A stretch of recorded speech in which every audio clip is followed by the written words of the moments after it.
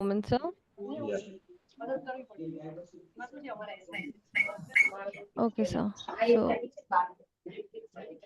okay, so greetings and a warm welcome to all the dignitaries present here. I'm Rimpa from Clearnet, serving as the allocated session assistant to ensure a seamless experience. Clearnet proudly stands as India's most relied upon digital platform, offering of enriching services exclusively for the doctors. It is with great pride that Clearnet serves as a digital partner for this event hosted by Association of Fellow Gynecologists. And the focus of today's session is AFG First Yuva Webinar. For this, I would like to invite Dr. Nitin sir to proceed with the session.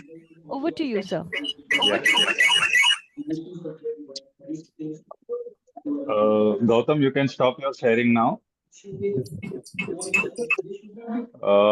Rimpa madam, I think there are two login devices. We are getting a lot of echo from your side. Gautam, Gaurav, my voice is clear? Yes, sir. Yes, sir. I am hearing a lot of echoes. Sir, I have stopped sharing. Gautam, you can log out from Gautam. You have logged from two devices, and you can log out from one. Yes, sir. Yes. And you switch off, mute yourself. Gautam, mute yourself. Your Dell laptop. Mute. You have not mute yourself. Mute yourself first because we are getting echoes. So good morning, a warm welcome everyone on a Sunday morning. And this is our first Yuva webinar for the AFG. I thanks and congratulate all the participants and faculty here. They will be sharing their experience and many of them are sharing the platform for the first time. So I welcome you all. A warm welcome from AFG family to all the youngsters who will be sharing their experience. And I'm sure you youngsters are doing a great and better job. So I wanted you to share this platform and share your experience. So before starting, I'll invite my secretary, Dr. Bela Bhatt, to introduce and say a few words. Madam? Yes, good morning, one and all. This is Dr. Bela Bhatt, Secretary AFG. And it's really heartening to see how many Yuvas are interested in the academic activities of Association of Fellow Gynec. As we all know, under the able leadership of the President, Dr. Nitin Shah, this year we have started with a bang with all the series of academic activities of Association of Fellow Gynec. And I'm really happy to see that so many Yuvas are interested. I can see Dr. Rohan, Dr. Gaurav, and so many more Yuvas joining here today, and they are all going to throw light on some of the very important issues today through this webinar. And this webinar is a blessing because so many can connect through the online link. So welcome one and all. And just at the beginning, I would like to make a request as well. I'm Secretary of AFG and I was also Chairperson for the Imaging Science Committee and now going for the Vice President for the from the Waste Zone. So I request you all to support me for the voting which is going to be there in the August. Thank you so much, Dr. Nitin Shah, for giving me this opportunity and I'm extremely happy to be part of this team of AFG this year. Thank you, Dr. Nitin Shah, and welcome once again. Thank you. We'll be starting with our song of the year, United We Care. So I'll just share my screen and after that we'll be starting with the webinar.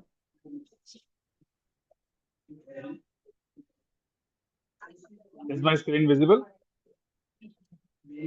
Yes, sir. Yes. Okay.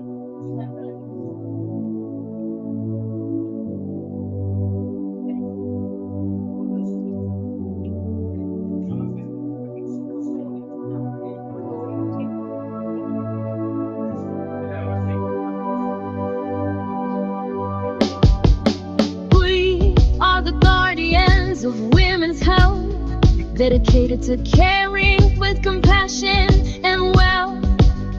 From pregnancy to menopause, we stand by their side. With expertise and empathy, we guide them with pride. United we care for women we serve. With skill and with heart, we strive to deserve their trust and their faith.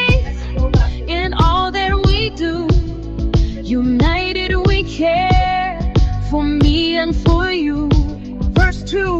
From routine checkups to complex surgeries too, we work together to see our patients through. With every birth and every new life, we celebrate miracles and the joy that they bring to our strife. United we care for the women we serve. With skill and with heart, we strive to deserve their trust and their faith in all that we do. United we care for me and for you. We are the advocates for women's rights and health, who stand together to break down every wealth of inequality and injustice too. We are the champions for the women we serve, is true. United we care for the women we serve. With skill and with heart, we strive to deserve their trust and their faith in all that we do. United we care for me and for you.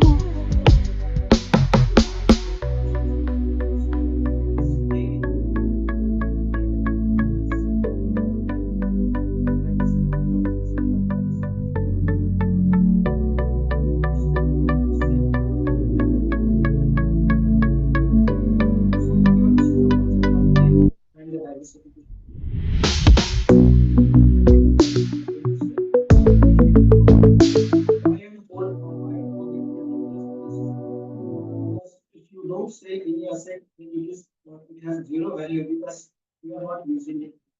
So thank you one and all. With this, we'll start with our first talk.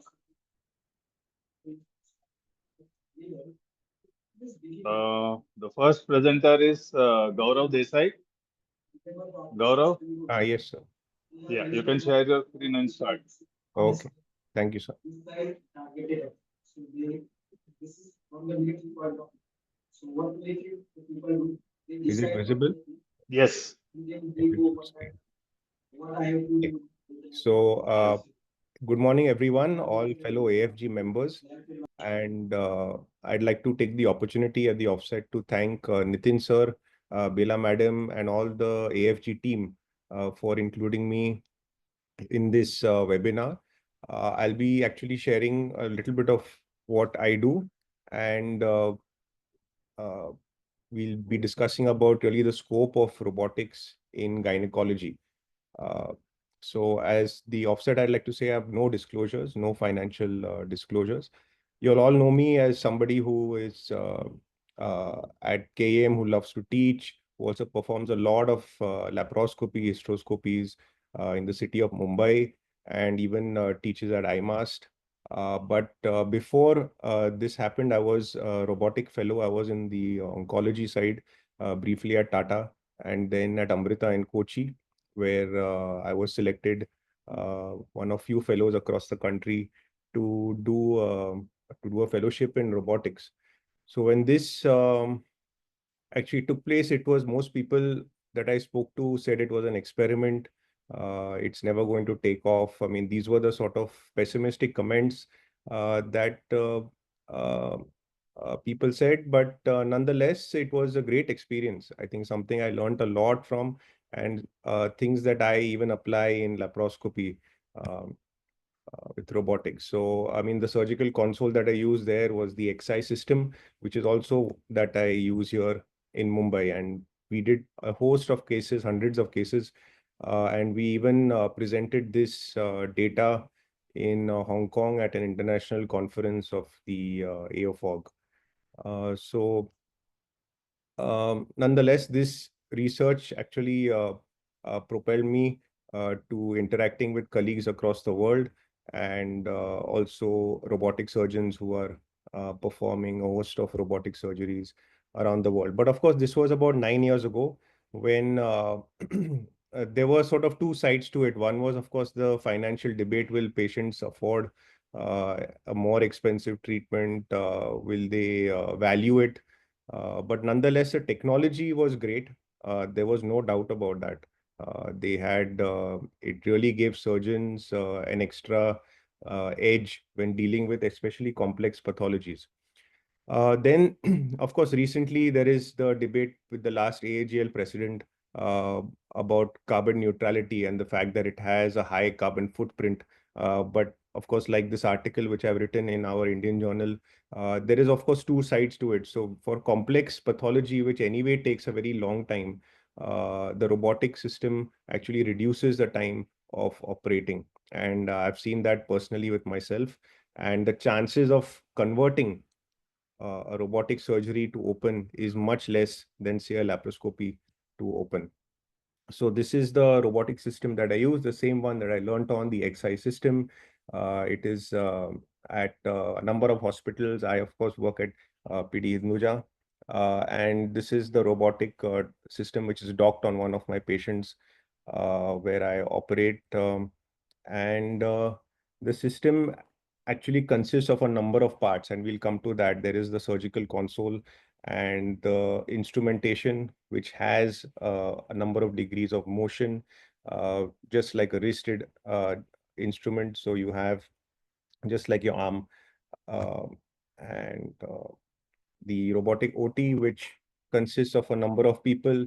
I, in fact, get some of my students who are interested to actually help and assist me. So contrary to this, of course, this is my laparoscopy trolley. So you have all these are straight stick instruments. You have scissors, graspers, etc., which are there. Um, and these sometimes what happens is you have a number of instruments in, you can have scissoring, you can have crisscrossing. It is difficult. And one thing that we don't really realize is that surgeons are constantly looking at the camera, but then the pressure that is applied for the at the port site is much more. So this is usually the layout for, say, a TLH or a lap myomectomy, where you have an ipsilateral surgeon like me who's operating from the left side of the patient. The telescope is in the middle, and you can have a contralateral port in difficult cases. Uh, so like I said, we'll come to the levers, the lever mechanism, and you all know that there are type 1 levers. So the fulcrum is in the middle, and that is the port site. And especially in long surgeries, which are 3-4 hours, endometriosis, gynec-oncology, where we are doing prolonged surgeries, we are constantly looking at the screen, but what we don't realize is that there's a lot of pressure put on the port sites. And this is usually what patients complain of post-op, that they have a lot of pain where that port is, because we've actually used a straight stick instrument and put a lot of pressure. So in robotics, this system is does not really apply, because the lever mechanism is at the wrist of the robotic instrument. The next aspect is, of course, tremors, which are there constantly in, say, robotics. You have tremors that can occur between you and your assistant. This is obviated, or this is not there. There is tremor filtration, which occurs. The other thing is that the optical system is under your control. So you're not really dependent on an assistant to adjust the camera. And, sometimes there is uh, fogging, etc. Now, the other aspect is, of course, the benefits to the surgeon. You have greater amount of ergonomics. As you can see in laparoscopy, there have been various studies which show that there is a lot of wear and tear as far as surgeons are concerned. Sometimes we have a bad sort of stance or bad way of standing, and this can take toll over years. So various problems, backache, spondylitis, chicken wing scapula, especially if you're doing a contralateral surgeon. So finger pains, and these usually increase complications, increase time to react to complications. There's increased time to perform surgery, and under anesthesia as well as in the ICU. A good system, of course, will have improved field of vision, performance, efficiency, and actually, contrary to what people say that robotic surgeries take much longer, the docking, etc., is much shorter as the experience goes on, and the complex surgeries, the time taken is much less than what one does in laparoscopy. So of course, the adoption is much high. I mean, it's in a lot of specialties in urology, especially in thoracic surgery. But in gynecology also, there have been certain advantages. These, of course, are the main advantages, fewer complications, less blood loss. You all know this. But there are some sort of secondary advantages to this. But one of the main benefits of this is actually holding a needle and suturing just as you are in case of, almost as you are in case of open surgery. Whereas the learning curve in laparoscopic suturing is fairly steep, and it takes time and patience uh, to do that. Of course, there are people like Nitin sir and some of the AFG laparoscopic surgeons. We are sort of on how do you say, outliers in the arena of gynec surgeons. So not everybody can actually do advanced endoscopy and advanced laparoscopy. So this system sort of helps in that way.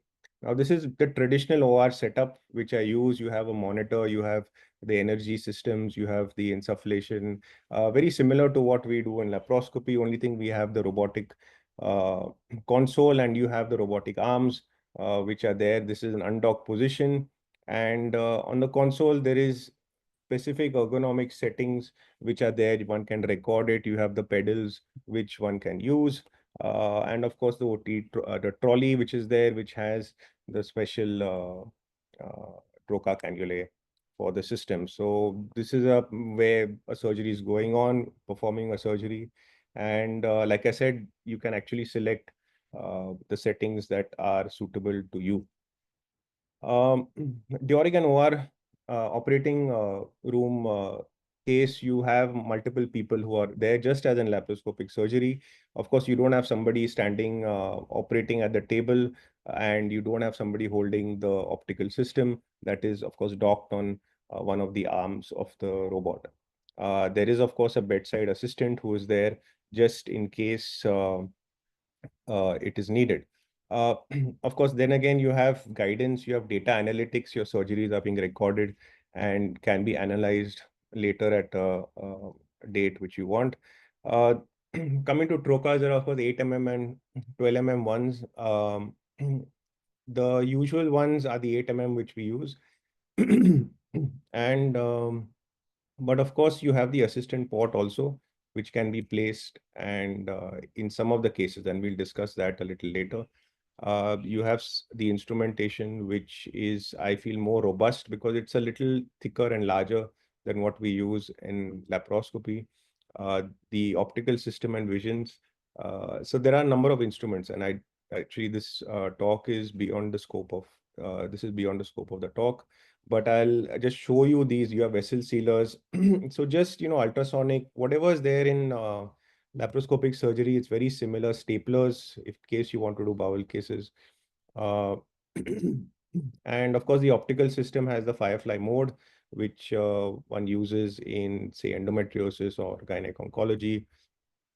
Now, this system has, of course, evolved. It hasn't really reached this point.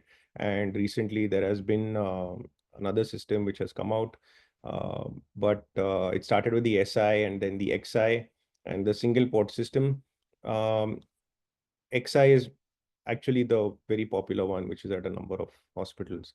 So why do robotics? It's because the complexity of cases, women are undergoing more and more surgeries, more and more C-sections, the anatomical sort of level of competence required for laparoscopic surgeons and endoscopic surgeons is much higher now. I think juniors today are actually experiencing uh, quite severe sort of adhesions, complex anatomy.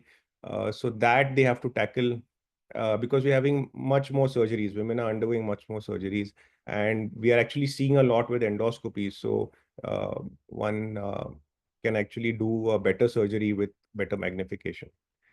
So of course there are vessel sealers even in laparoscopy. Some of them are even articulating ones, but like this image shows, I've done in the case of frozen pelvis, you have some sort of a little collateral damage. I mean, it's everything is fine in this case. There is no anatomical damage. But if at the microscopy level, at millimeters level, with a straight stick instrument, you are going to have a little bit of damage here and there. So that has to be taken care of. Whereas you do have these articulating sealers that are there in the market, but I personally found them a little cumbersome to use, and because you have to turn a knob in the middle of the surgery so that the arm bends. And I also did publish this in our national journal.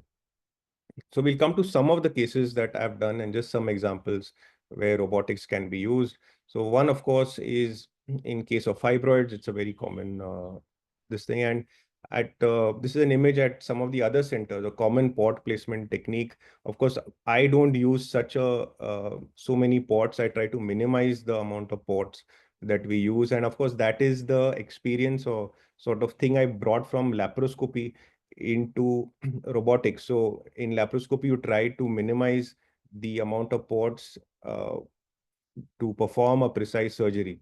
So instead of using 5 ports, in case of myoma, we use just 4 ports. So you have these 2 arms which are there. One on the right is a monopolar cut scissors. On the left is the bipolar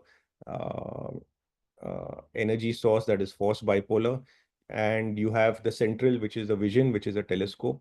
And you have extra port, the assistant port on the left, which where you can see the vasopressin needle coming in. And very similar to what we do in laparoscopy. Only thing is, of course, you can put an additional port on the robotic system and put like a tenaculum sort of thing to pull the fibroid out. But I try to minimize the number of incisions on a patient. You have, of course, the same 12 mm assistant port. You place a myoma screw and you helps remove the fibroid. And this port you can eventually convert for the morcellation. So just another case similar with large fibroids. Now, the thing is, you can always argue, yes, you can do it with laparoscopy. There's no doubt about it. I've done cases like this. But the thing is, in the arena of surgeons, most of them, if you draw a bell curve, most of them won't be outliers. They'll fall somewhere in the middle. And the chances of converting this to a laparotomy is much less than, say, a laparoscopic surgery.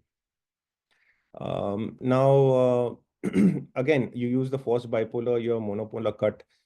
You can easily retract the fibroids, come out, and these patients go home on day 2. In fact, this patient was allergic to NSAIDs and was managed only on paracetamol. So the level of analgesia, the level of antibiotics is much less in these patients. And they're quite happy. I mean, even simple cases like an ovarian cystectomy or in say an endometriosis, it's quite easily performed. Nonetheless, this does pose a technical challenge because usually, as you know, in laparoscopic surgery, we have 2 tooth graspers which we use, and we put traction and counter traction. So here, of course, you'll have a blunt instrument in your left hand and a scissor. So you have to tease it out. You have to have that ability to sort of remove the cyst. This, of course, was a benign cyst adenoma. But the patient, again, was fit to go 24 hours after the surgery. So that's not an issue. Little more complex cases in gynec oncology, you have for endometrial CA, I think it's standard treatment now to have an endoscopic surgery. So of course, first you do that, you dock the robot, you target the anatomy that you wish to operate on, remove adhesions. A similar port system which we use, and of course, this is the traditional oncology. This is something I learned on. In fact, this photograph was from my fellowship, where we have a 5-port system. So as you can see, there are 4 robotic ports and 1 assistant port, where one either takes out the lymph nodes or places a gauze piece, etc. But I think since I've done quite a few of laparoscopic cases also, the bleeding is much less. I mean, these things can be done even after removal of the uterus from below. You can take out all the samples. So that sort of reduces the number of ports to 4 in the surgery I do. So again, ICG dye, you do a hysterectomy, TLH, a robotic hysterectomy with BSO.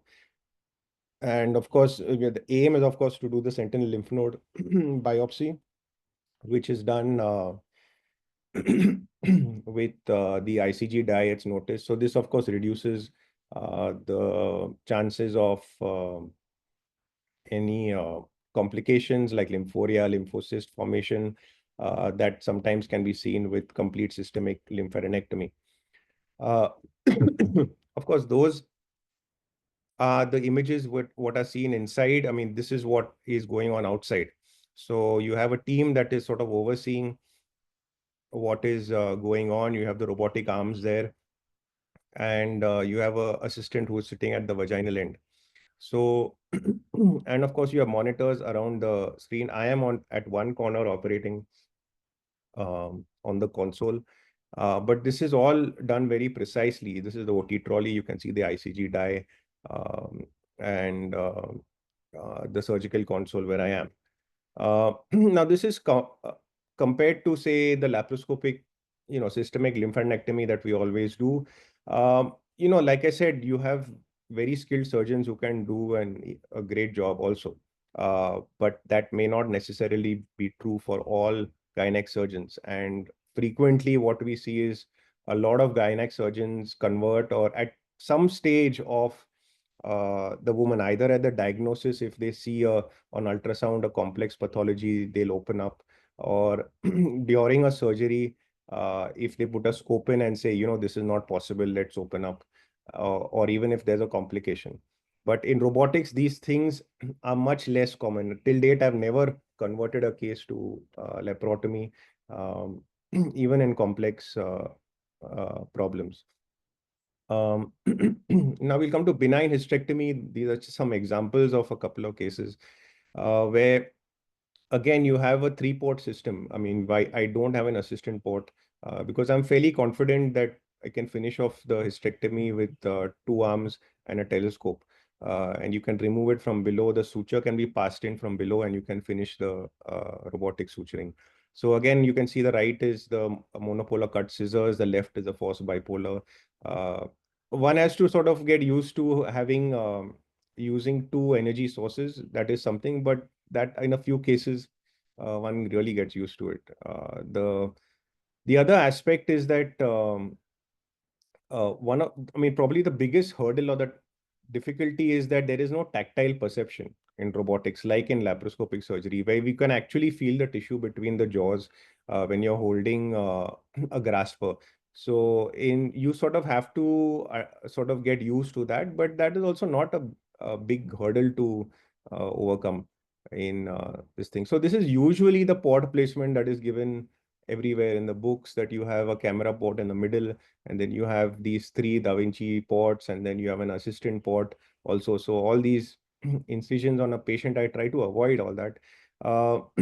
If you speak to some of the company, I mean, the guys who make the systems, they prefer to have a straight line. But I feel that usually this is not aligned to the pelvis, because the pelvis sort of is inwards and downwards.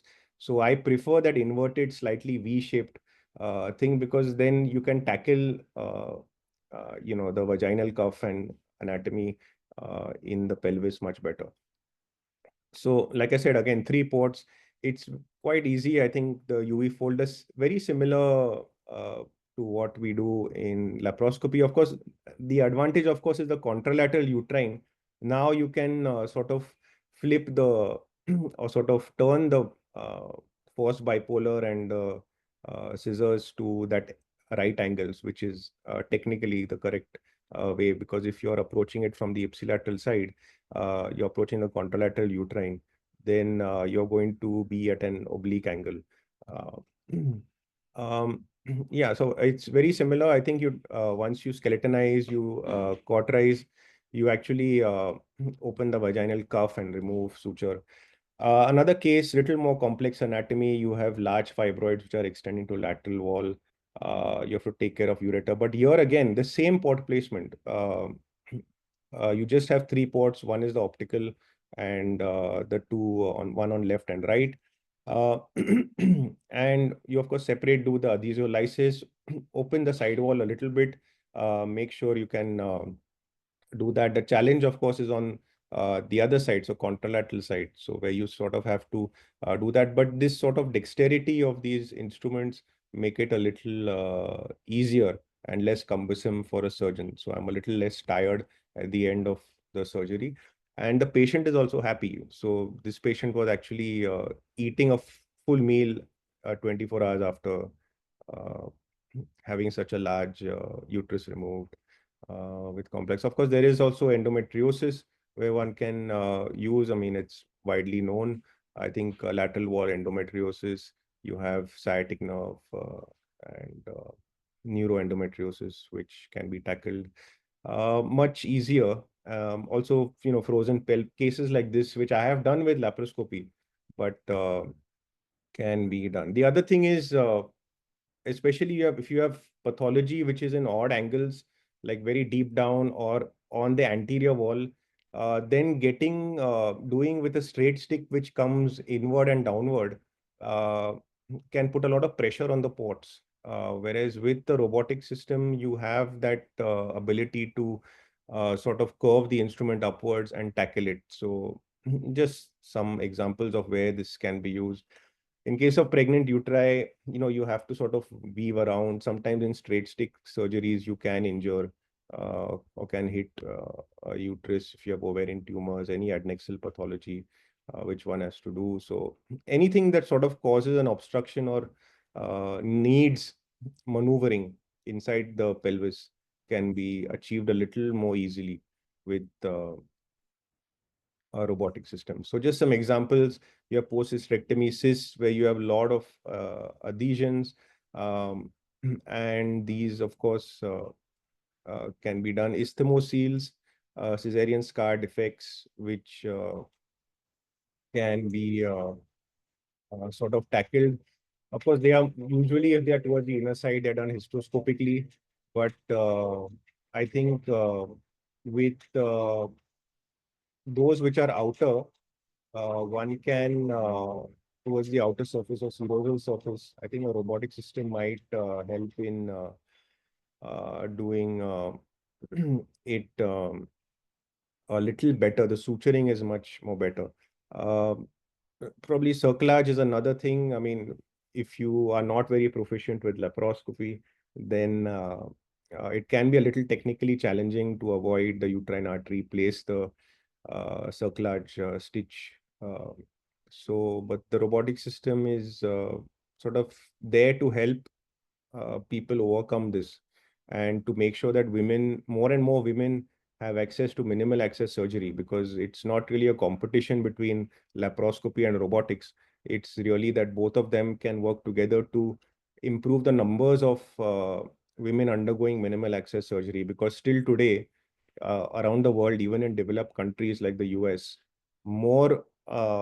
many more women are still having open surgery and not minimal access surgery. So, like I said, endometriosis, these complex cases can be tackled. Diaphragmatic endometriosis. In SUI, you have Birch Colpo suspensions, which you need to sort of open cave of Retzius. I mean, it's not, I've done this in laparoscopic surgery. It's not impossible, but it is technically difficult. I don't think I would do this in my first or second year. It has taken time to sort of acquire these skills. You have prolapse surgeries, cervicopexies, which can be done, which can be done with laparoscopic surgery, but it is a steep learning curve. Whereas that with a robotic system, it is a little less tiring to sort of adopt that. So, of course, this is the new system which is there. And I'll actually conclude by at this point and say that, today, even a lot of surgeries are done with laparotomy.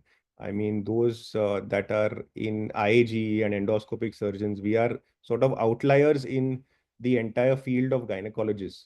So, nonetheless, every woman deserves a minimal access surgery. And there are a number of advancements. The robotic system has distinct advantages to the surgeon and the patient, especially in complex pathology, long surgeries, and as I said, lesser conversion. And this I've actually placed in my textbook so that the next generation actually learns gynecology from an endoscopist point of view. So it's not that, we have to learn only robotics or anything. You have to learn everything, and you have to be a complete endoscopic surgeon. So the advantages I mentioned, A secondary advantage is I feel there is less post-op pain. So there's less use of painkillers, especially in patients with gastritis, kidney disease. These are some of the patients that have benefited from using lower dose of analgesics with robotic surgery. And of course, patients are very happy. And that's all. I think thank you so much for the time and be happy to answer any questions. Thank you, Gaurav, for that fantastic presentation on the robotic surgery. Last couple of months back, I was in Hyderabad with Dr. Vimi for this robotic surgery, and believe me, robotic surgery is here to stay. In spite of being a lot of resistance in accepting the robo, the cost factor is a little bit on the higher side, but then the precision and the advantage what we get is really mind blowing.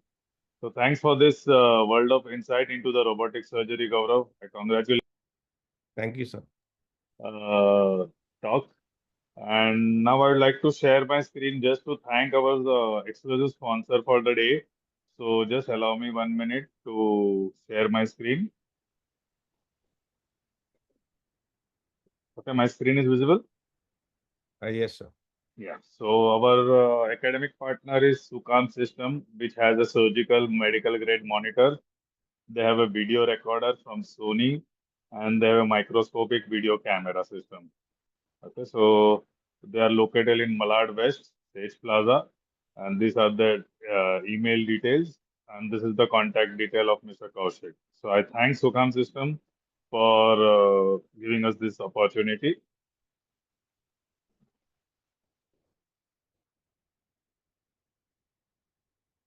So now I would like to in chat. I don't think so. There is any question right now, but Gaurav, stay tuned. If there are some questions, we'll flash to you. Sure, sir. Okay. Now I invite our next speaker, who is Dr. Manan Sheth. Is a very good laparoscopic surgeon practicing in Mother Care Hospital, Yogeshwari. And being my fellow too, I'm proud that he is here to speak on fibroid and infertility. Welcome, Manan. You can share your screen. Yes, sir. Good morning, sir.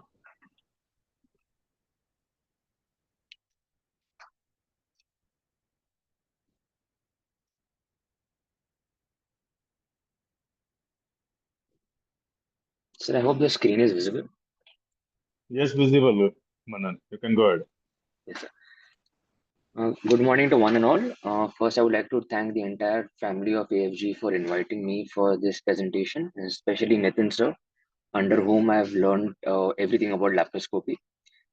Today, I'll be presenting a topic on fibroids and how it affects fertility. I will start with some basics, then things about what we know, and a little bit about evidence after that. So just a little basics. I think all of us we know about this, but what are fibroids? Fibroids are the most common uterine pathology. They are solid tumors which are formed by monoclonal smooth muscle proliferation of the myometrial layer.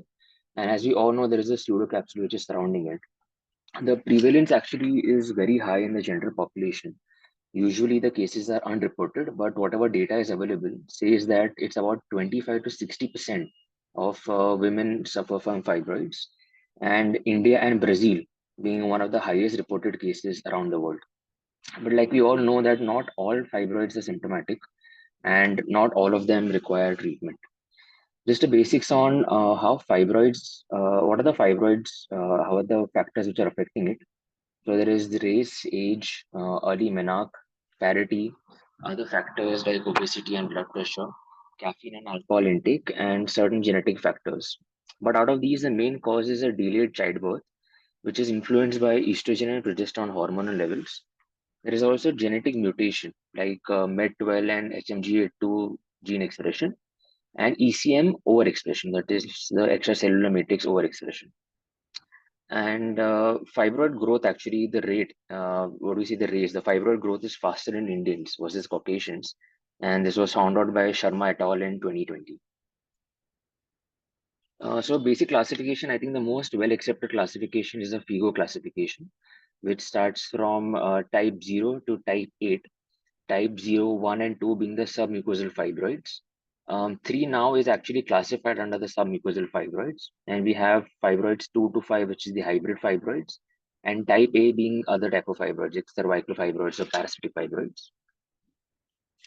Of course, how do we diagnose fibroids? This is fairly simple. We can do a transvaginal sonography, which is the most commonly available method of diagnosing a fibroid. And about, I would say, around 90 to 95% of fibroids are diagnosed on transvaginal sonography. SIS, that is saline infused sonography, is used mainly for submucosal fibroids. Rarely we also use MRIs for fibroid mapping. The problem with MRI being, of course, is expensive, not easily accessible in type 2, type 3 tier cities. And even in cities like Mumbai, sometimes it's not accessible and becomes a little expensive for a lot of patients. But the best way to diagnose a fibroid, of course, would be by MRI. Now, why exactly do fibroids cause infertility? So there are multiple factors. We'll go through each one of them step by step. But just a basic being a thicker capsule, a uterine cavity distortion, impaired endometrial and myometrial blood flow, increased uterine contractility, certain molecular changes, and impaired endometrial reception. Now, this is fairly simple to understand cavity distortion. So this is usually caused by submucosal and intramural fibroids. That is usually your type 0, 1, 2, and maybe type 3 fibroids. So this was founded by Fritz et al., which was published in Fertility Sterility Journal of 2009, which said that submucosal fibroid location, it reduces fertility by around 50 to 70%. It's a huge number. And intramural fibroid more than 4 centimeter reduces pregnancy rate by about 30%. And a purely subserosal fibroid usually has no significant impact on fertility. Coming to the next factor on impaired endometrial and myometrial blood flow. So fibroids which are close to the cavity, they interfere with the blood supply to the endometrium. And MRI with contrast reports have shown that reduced uterine artery PIs are seen in large fibroid. So basically what happens is the uterine blood flow goes towards the fibroid. It proliferates the cells of the fibroid, causes the fibroid to grow more. But the blood supply going to the endometrium and the remaining myometrium starts dropping down. This in turn will affect your blastocyst implantation. Theoretically, a tubal block can also be seen. Large fibroids can displace the fallopian tubes and can cause obstruction. Mainly what this does is it impairs the tube-ovarian relationship, which is extremely important for fertility. So the ovulated, the ovum can sometimes not even reach the fallopian tube or the femoral end. The increased uterine contractility. So due to the myometrial displacement and abnormal inflammatory factors like interleukins, the intramural fibroids can cause abnormal uterine peristalsis. Now we all know that the uterus has to be extremely relaxed, especially the junction zone. Peristalsis has to be a minimum so that the blastocyst can go and implant in the endometrium. And this is what we routinely see, and we call the endometrial waves during our embryo transfers. So because of fibroids, the endometrial waves start increasing, the peristalsis is a little high, and this causes again impairment in the blastocyst implantation. Just a small talk about hormone and molecular changes. So we have your BMP2, glycodylan, the leukemia inflammatory factor, and the E-cadherin. So all of these four molecules, the levels are reduced in the endometrium and the myometrium because of the fibroids, and this will directly affect the implantation in the blastocyst. Also impairment of the receptivity of the endometrium. So the transformation growth factor beta 3 levels, which are observed in the myometrium of the fibroids, they increase. This in turn will reduce the BMP2 levels. Now what this will do is there's a gene known as HOXA10. Now this HOXA10 gene expression reduces in the endometrium and the myometrium. And this again, implantation is suffered because of this. So this is the basics of what we know, what are the consensus, and what are the guidelines which are published by FOXI 2022. So any type 0 or type 1 submucosal fibroids, they have to be removed. Any cavity distorting fibroids, they're supposed to be removed. Any intramural fibroid, which is more than 4 centimeter size, needs a removal. A purely subserosal fibroid, which is either pedunculated or completely subserosal, which you have to confirm on a 3D ultrasound or an MRI. And if it is asymptomatic, it can be ignored. So it's not going to affect the fertility much. Now, just a topic on fibroids and ART outcomes. So the IVF success reduces with the presence of fibroid, which is well proven and established. Submucosal fibroids is a 70% reduction in live birth rate, the huge number. And intramural fibroids more than 4 centimeter in size, there is a 21 to 27% reduction is seen. And what are the data which is available from India? From AIMS Delhi 2021, the IVF success in fibroids about 22.3% versus on controls it was 37.6%. So this p-value is significant. And there was a Mumbai cohort of about 315 patients, a huge number, which said an intramural fibroid of more than 3 centimeters. The implantation rate dropped by a huge 28%. So these are the basics of things that we know. So these things are easily treatable, and every gynec I think would be knowing at least a part of this.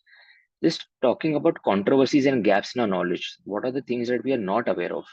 So what do we do about non-cavity distorting fibroids?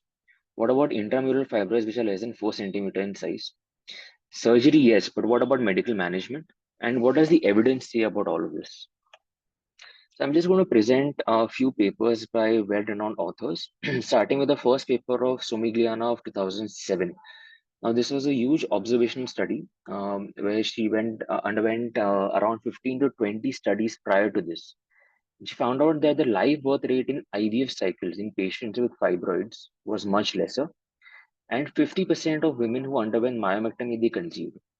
Now, of course, there are a lot of fallacies of this study in that they observed only IVF cycles, and basic conclusion was that a better study and an RCT is required. A prospective study is required to actually come to know the impact of fibroids with fertility. But this was a practice changing study. Following this, a lot of evidence was then collected, and myomectomy was looked into more. And people with fibroids of more than 4 centimeters started undergoing myomectomy after this study.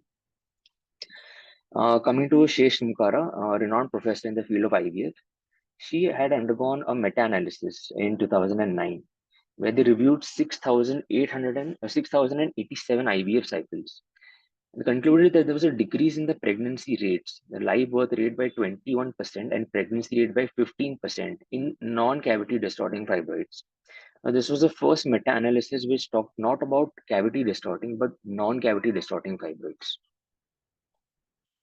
Following which, there was a long hiatus, but Christopoulos in 2016 came up with this paper in RCOG, in the Journal of BJOG, where they said that the clinical pregnancy rates and the live birth rates compared with matched controls, the study showed that women with 2 or more fibroids had a reduced pregnancy rate and live birth rate.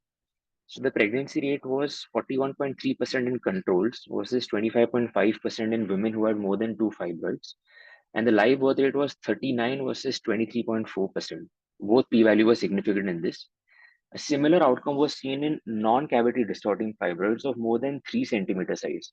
So why this paper is important is because now they have spoken about the number, which is any woman having more than 2 or more fibroids, and also if there's a single fibroid which is non-cavity distorting. So they've given a number of fibroid being more than 3 centimeter in total diameter, reduce the pregnancy rate to almost half, and the same result was found in the live birth rate also. Now, Yan et al. In Fertility Sterility Journal of 2018 went ahead with this study and spoke about type 3 fibroids. So till now, we are talking about fibroids which were non-cavity distorting. Now, type 3 is the one which is just in contact with the junctional zone. So he talked about the junctional zone fibroids and said that any type 3 fibroid more than 2 centimeter in size, it reduced all the implantation rate, the pregnancy rate, as well as the live birth rate. In 2018, we had a huge study by Wong et al., which was a meta-analysis, where he reviewed about 28 studies, which included 9,189 patients. The study was related to non-cavity distorting fibroids, and the conclusion was that it reduced the implantation, the clinical pregnancy rate, as well as live birth rate. So these are just the forest plots that we can see. Out here, we can see the clinical pregnancy rate. On the left side, the forest plot is towards the left, which shows that it is significant that the clinical pregnancy rate and the implantation rate. All of these patients underwent the first IVF ET cycles. So it is lesser for the clinical pregnancy rate, the implantation rate, as well as the live birth rate in all the 4 graphs. And this is probably one of the best studies that we have in recent times. It was published about a year ago by Donnes. Now, Jack Donnes is from Belgium. He's been doing studies on fibroids, I think, since 2002. And usually his studies are the one which are considered to be practice changing. So he spoke about the uterine fibroids, and he gave this paper on everything related to infertility, its mechanism and management. where he gave a brief overview of all studies right from 2004 up till 2013. And the final analysis of this study showed that when it comes to non-cavity distorting fibroids, a type 3 fibroid of more than 2 centimeter and a type 4 or 5 fibroid more than 3 centimeter, it affected the implantation rate, the pregnancy rate, and the live birth rate.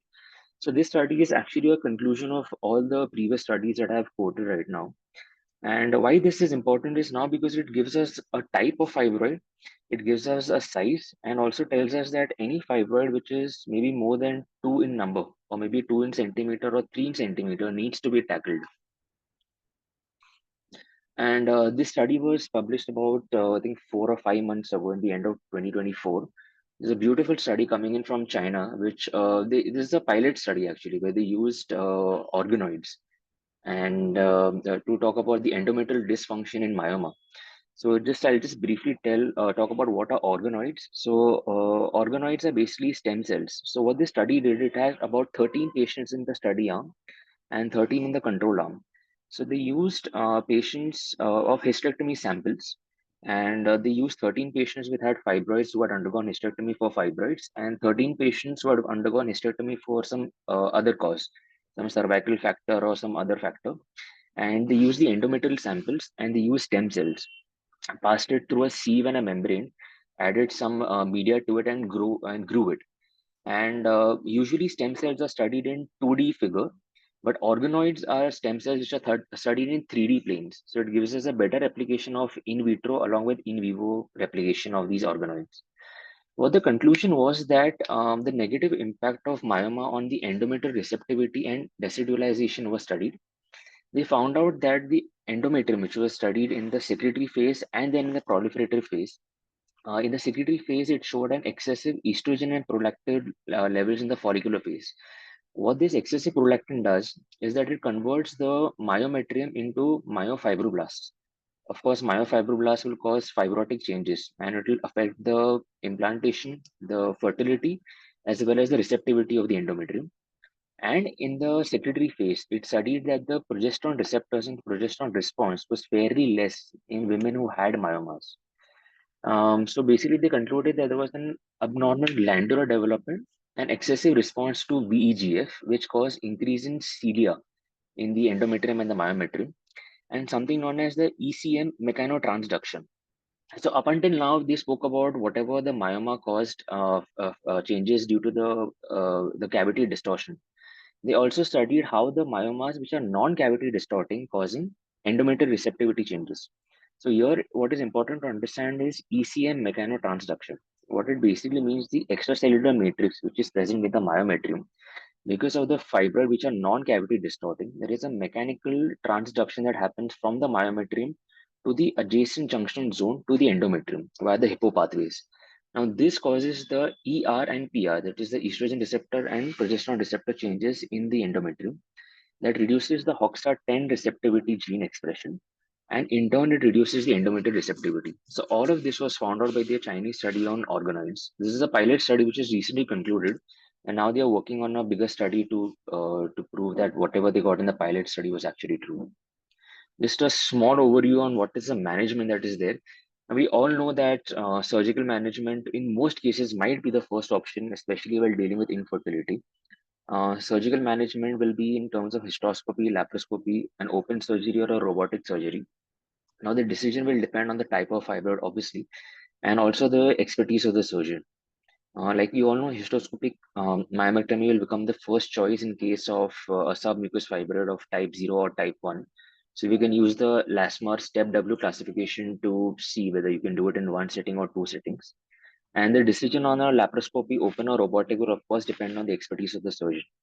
Surgeons like Nitin sir and Gaurav sir, of course, it will become very easy for them to operate laparoscopy or robotically.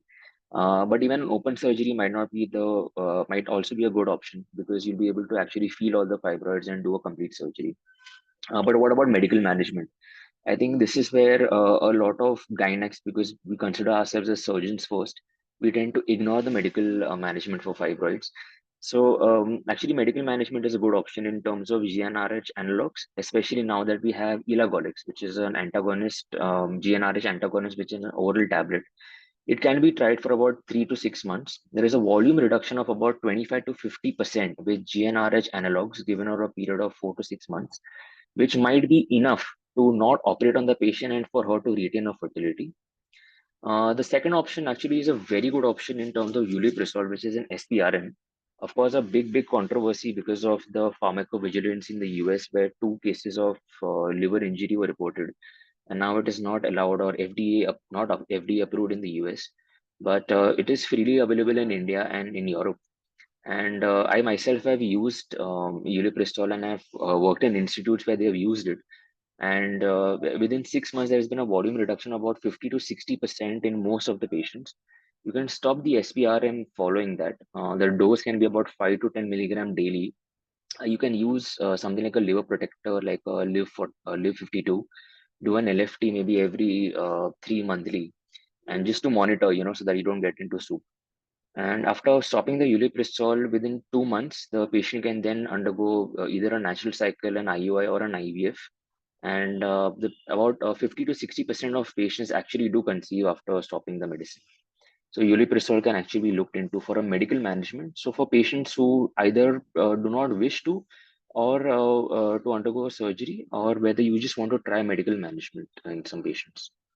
Very important, what are the fertility outcomes after myomectomy? So again, re-quoting the Somigliana paper of 2007, 50% of women after myomectomy, they conceived, which is a very big number. Conception rate are 60 to 70% reduction, retrieval of the fertility after submucosal fibroid removal, and 40 to 50% after an intramural fibroid removal. What do our Indian studies say? So NIMS in Hyderabad 2019 came up with a study where they said that, again, similar to what Somigliana said in 2007, that about 53.2% there was a spontaneous conception after myomectomy, where they did not even have to use any ART methods. And the best outcome they found out was where the fibroid was less than 5 centimeter, and it was a single fibroid which was removed. Just a conclusion now.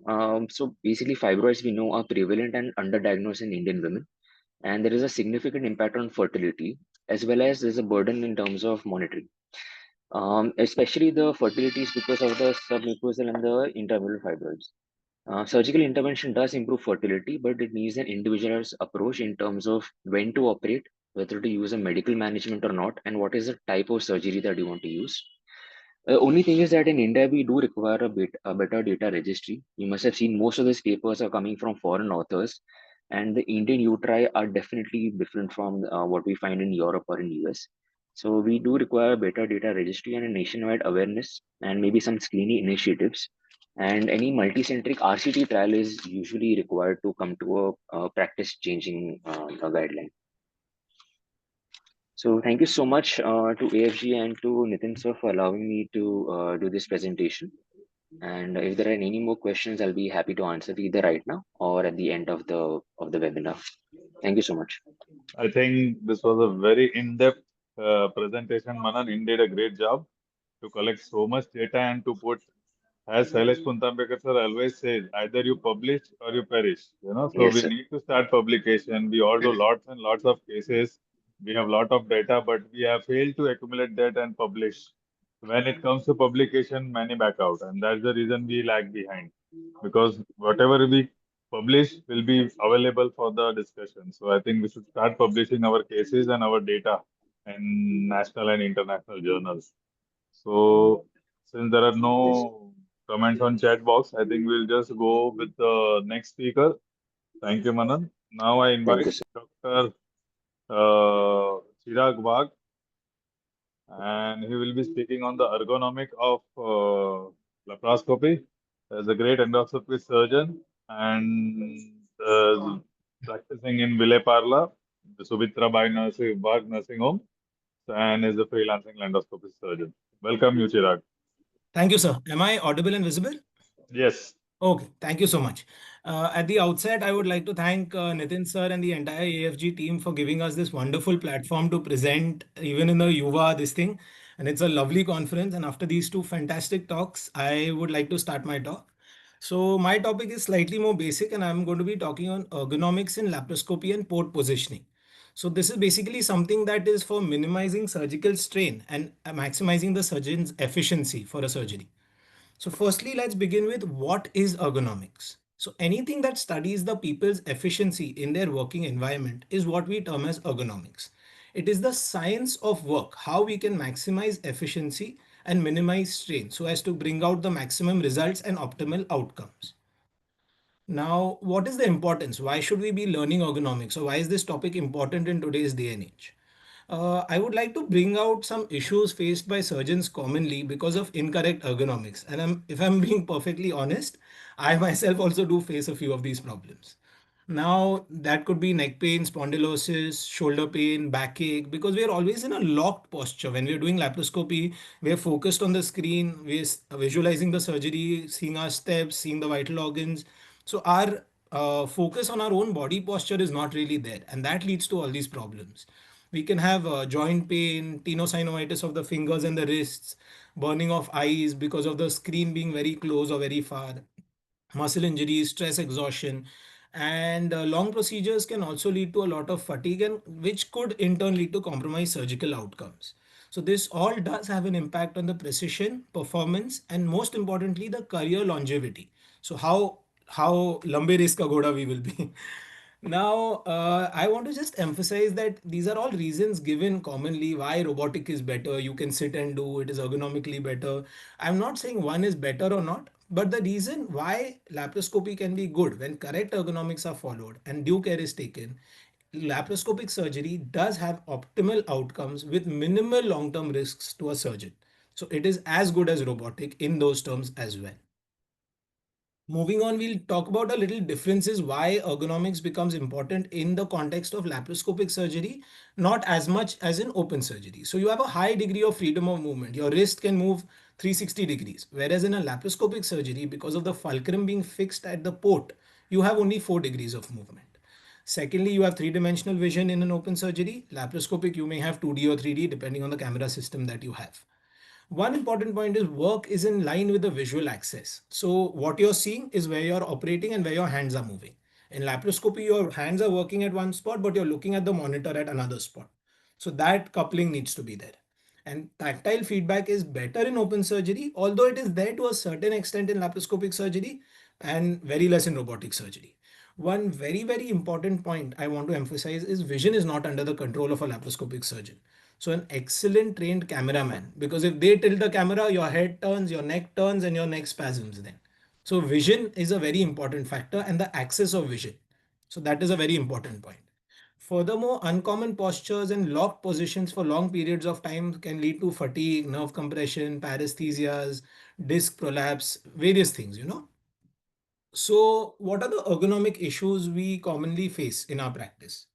Poor posture, improper table height, monitor height, uncomfortable instrument designs where we're holding the instruments, lack of a foot support, and static muscle loading. So we look at each of these individually in a little more detail now. Firstly, when we talk about the OR setup, so this is a very, very important thing, the monitor position. We have in our practice seen trolleys which are so high that we're literally always looking up at the monitor and we are locked in this position for 2 hours, 3 hours, and that will cause a lot of strain on your neck muscles.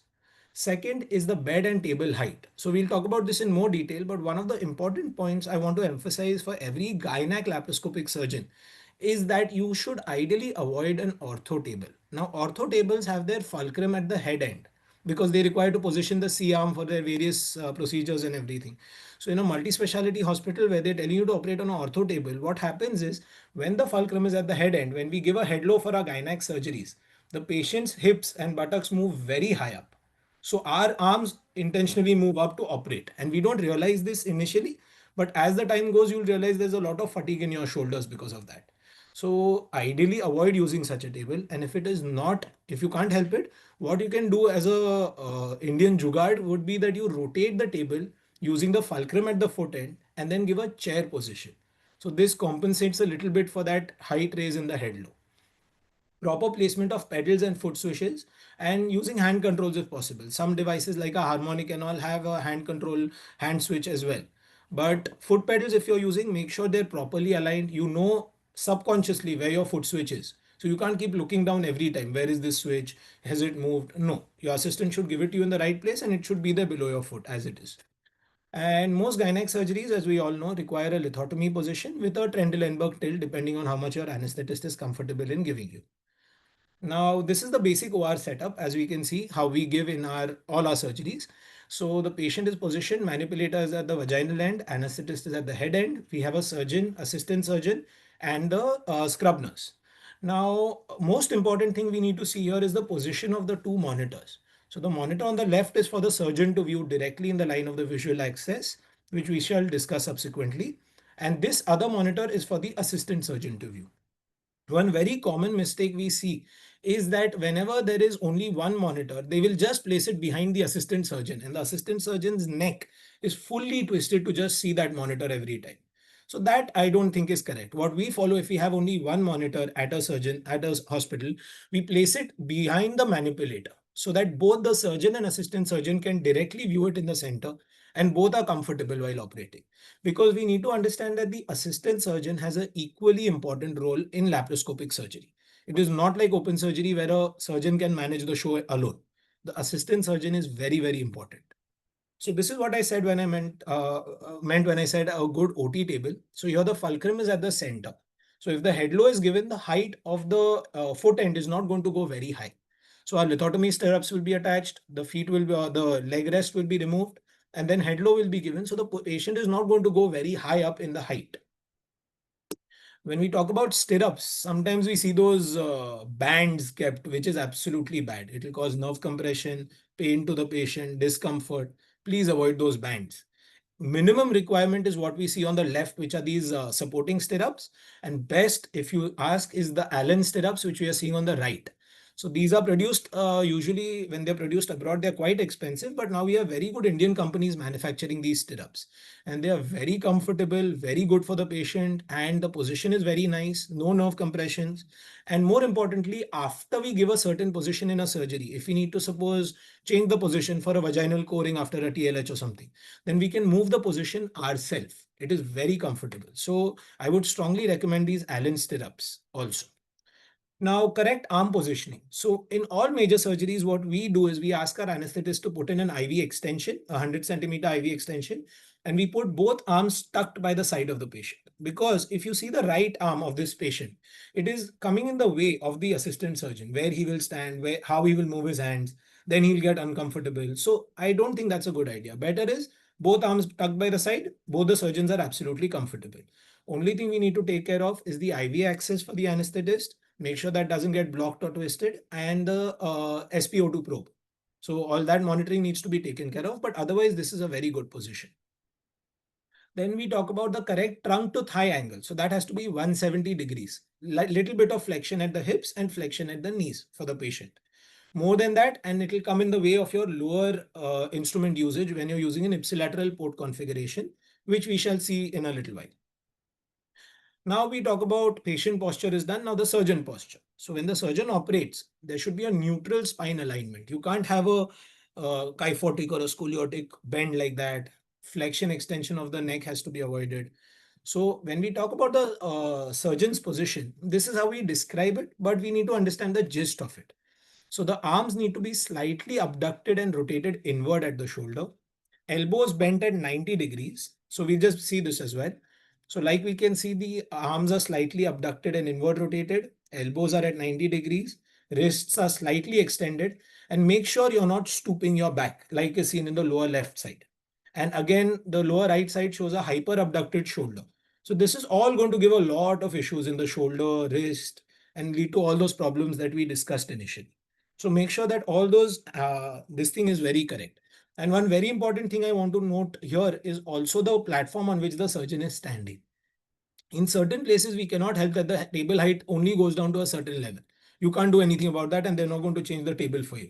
So what you can do is for normal heighted people, like I am 5'8", so you can use a platform for the surgeon on which he can stand, which adds another 6 to 7 inches of height so that you're at a comfortable position after that.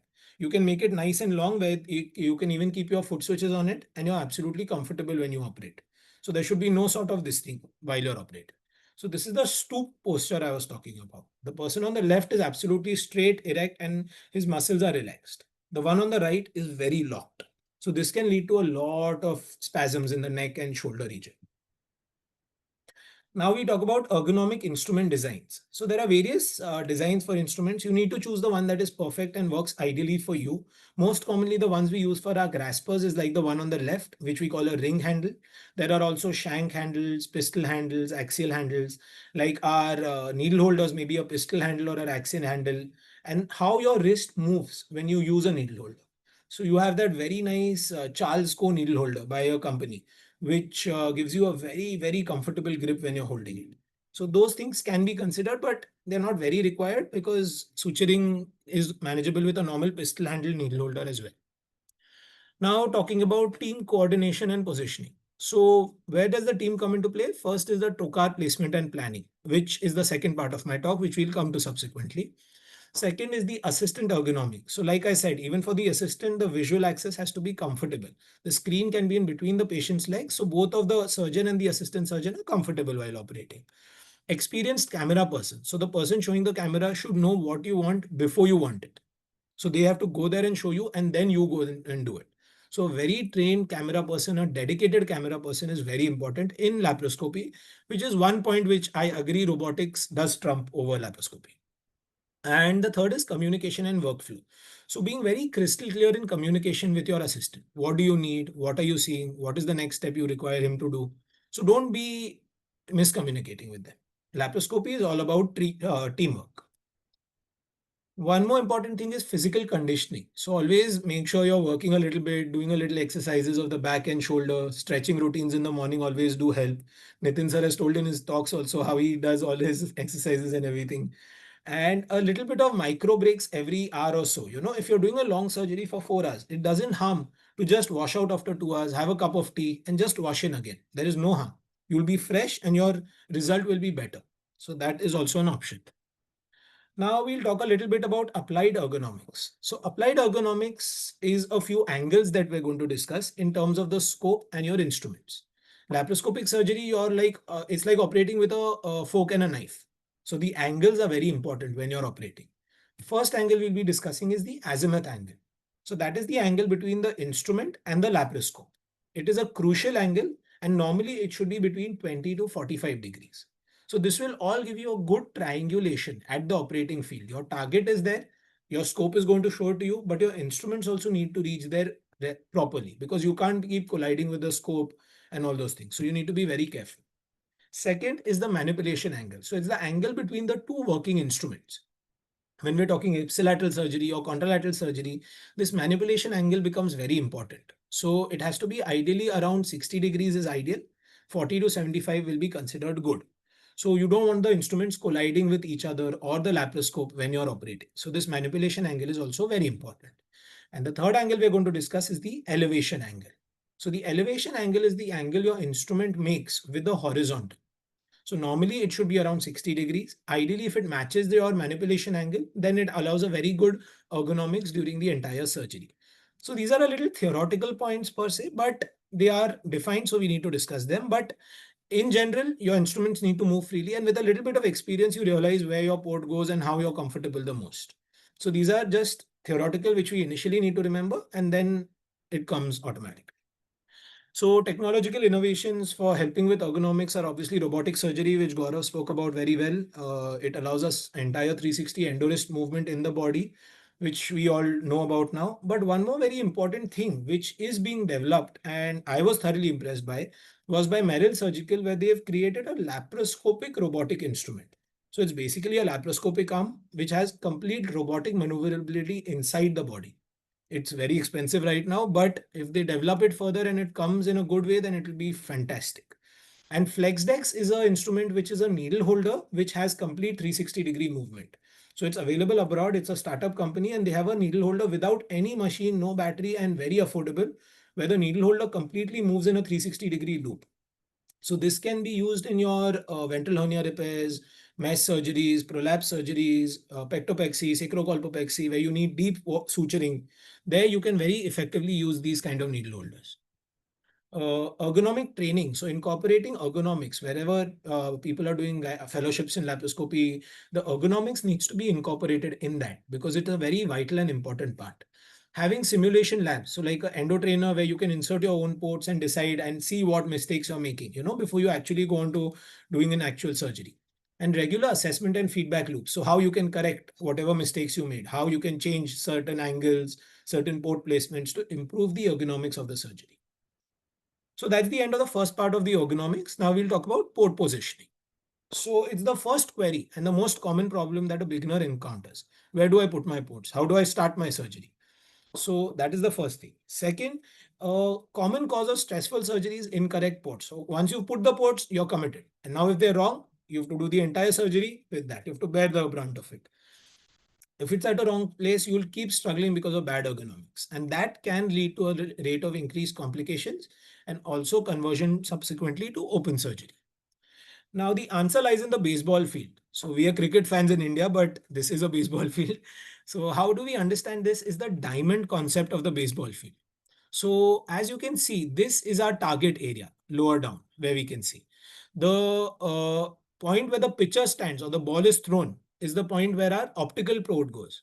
And the other two ends of the diamond are going to be your working instruments or secondary accessory instruments. There is one more way to visualize this, which I shall shortly come to. Now, these are the methods of laparoscopic surgery that we commonly see in gynec because we are pelvic surgeons, all of us.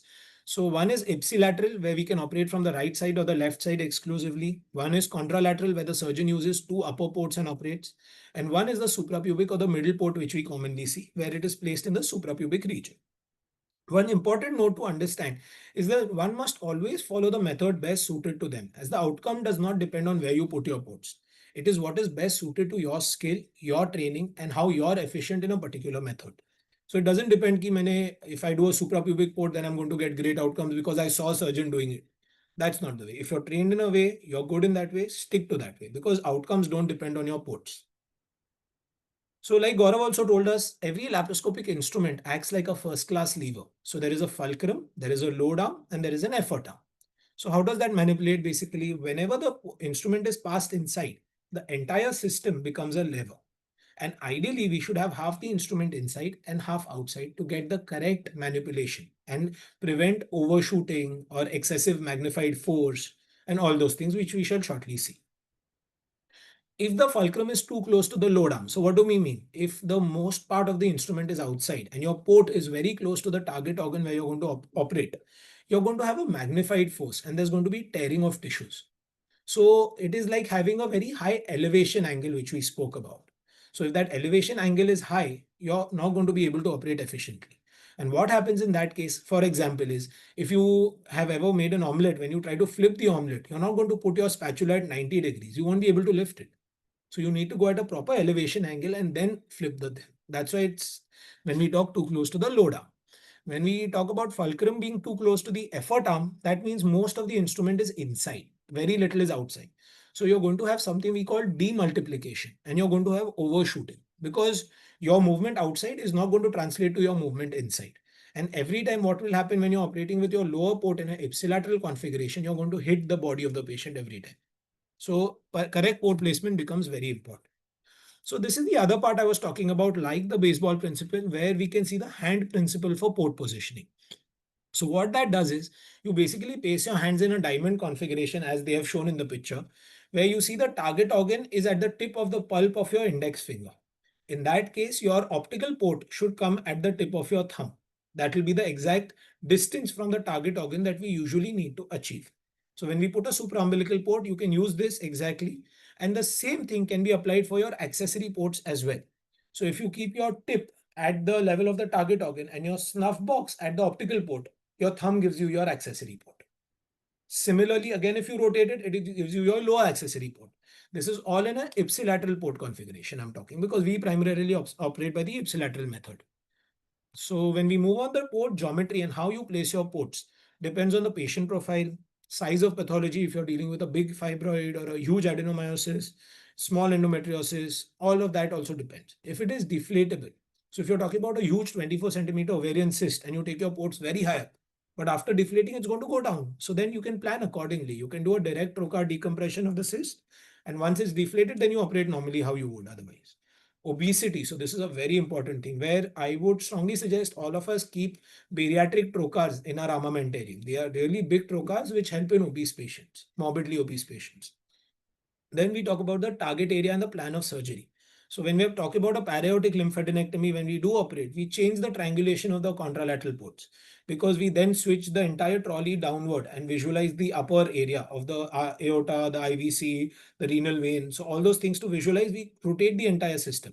So in that case, also you have to think of triangulation 10 steps ahead, how you're going to plan. So that is an important thing. And lastly, cosmesis. So then you can take your primary optical port through the umbilicus. You can take skin glue, which helps with cosmesis. So those are the criteria. Now, this is the axis of work. So when you're seeing a pathology, for example, if you're doing an appendix, the pathology, surgeon, and the monitor all need to be in one line. So that's how when we talk about the uterus or the pelvic pathologies, the monitor comes at the foot end of the patient. This is what happens in reversed axis or mirroring. So I'm operating up, but my monitor is down. You're going to have complete mirroring and there's going to be a lot of confusion. So that's why setting that axis right, the visual axis and the action axis becomes very important. Mirroring becomes a huge problem and just try to avoid it at all costs. So this is the law of triangulation, as I told you, even in terms of the hand principle. So your target organ is there, 10 to 15 centimeters gives you your optical port, and 6 to 8 centimeters lateral, you have your working ports and your retracting ports. We will also see a video of this shortly of the ipsilateral configuration. And I'll just give a word about suprapubic because we are not using it very frequently, so I wouldn't be the right person to comment on that. This is how the manipulation angle becomes important. So when we cut meat or something like that, we hold it with the fork and cut it with the knife. So that angle that you can see unconsciously, you're creating the manipulation angle. So that's how it becomes important in laparoscopy because that cannot change once your ports are placed. So this is applied anatomy and trocar placement. So what all do we need to be careful of before we put a trocar? The position of the inferior epigastric artery, which I've shown a marking on surface anatomy in my next slide. Confirm that the bladder is empty when you're putting in a suprapubic or a middle port. Avoid any areas of previous scars because you could have intestinal adhesions below that, omental adhesions, and you wouldn't know about it and you'll go right through it. So ideally avoid it if possible. Consider the body habitus, obesity, how are you going to plan your retractions? Are you going to use a T-lift or something like that? And consider the pathology size. So that is very important. If you're putting in an umbilical port in a big 12, 14 centimeter fibroid, you're going to see it huge because you're going to be head on. Whereas if you place it way high, just below the falciform ligament, you're going to get a nice picture from far and you're going to see it very nicely and be able to operate nicely subsequently. So be very careful of the pathology size. So this is the video, like I was saying, of our ipsilateral port placement. As we can see, we always use a Viris needle entry whenever we enter. We place it at the palmer's point, keeping a set pressure of 18 when we enter. We check it by the saline test, and then we connect our gas. People use a direct trocar entry, open Hassan's entry. Any entry is good. It's like port placement. Use whichever you're trained in and comfortable in. No entry type is better, and there are studies to show that. So like we can see, our readings are good on the Viris needle. Now the insufflation is happening of the abdomen, and then we shall go on to place our ports. Now the supraumbilical port is going to be our optical port. This is our side port, upper port. So how do we decide it? The lower port is 2 fingers up and medial to the anterior superior iliac spine. The upper port is going to be 8 to 10 centimeters above and medial to it, being lateral to the rectus muscle. So you have to be careful of the inferior epigastric artery for that upper port.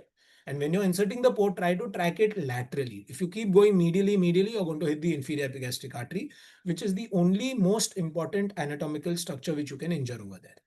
So as you can see, we've put our optical port under vision using a 5 mm laparoscope, and our 3 operating ports have come in. 2 on the left side, 1 on the right side. So the lower one is 2 fingers above and medial to the anterior superior iliac spine. The upper one is about 8 to 10 centimeters above and medial to it, lateral to the rectus muscle, like I said.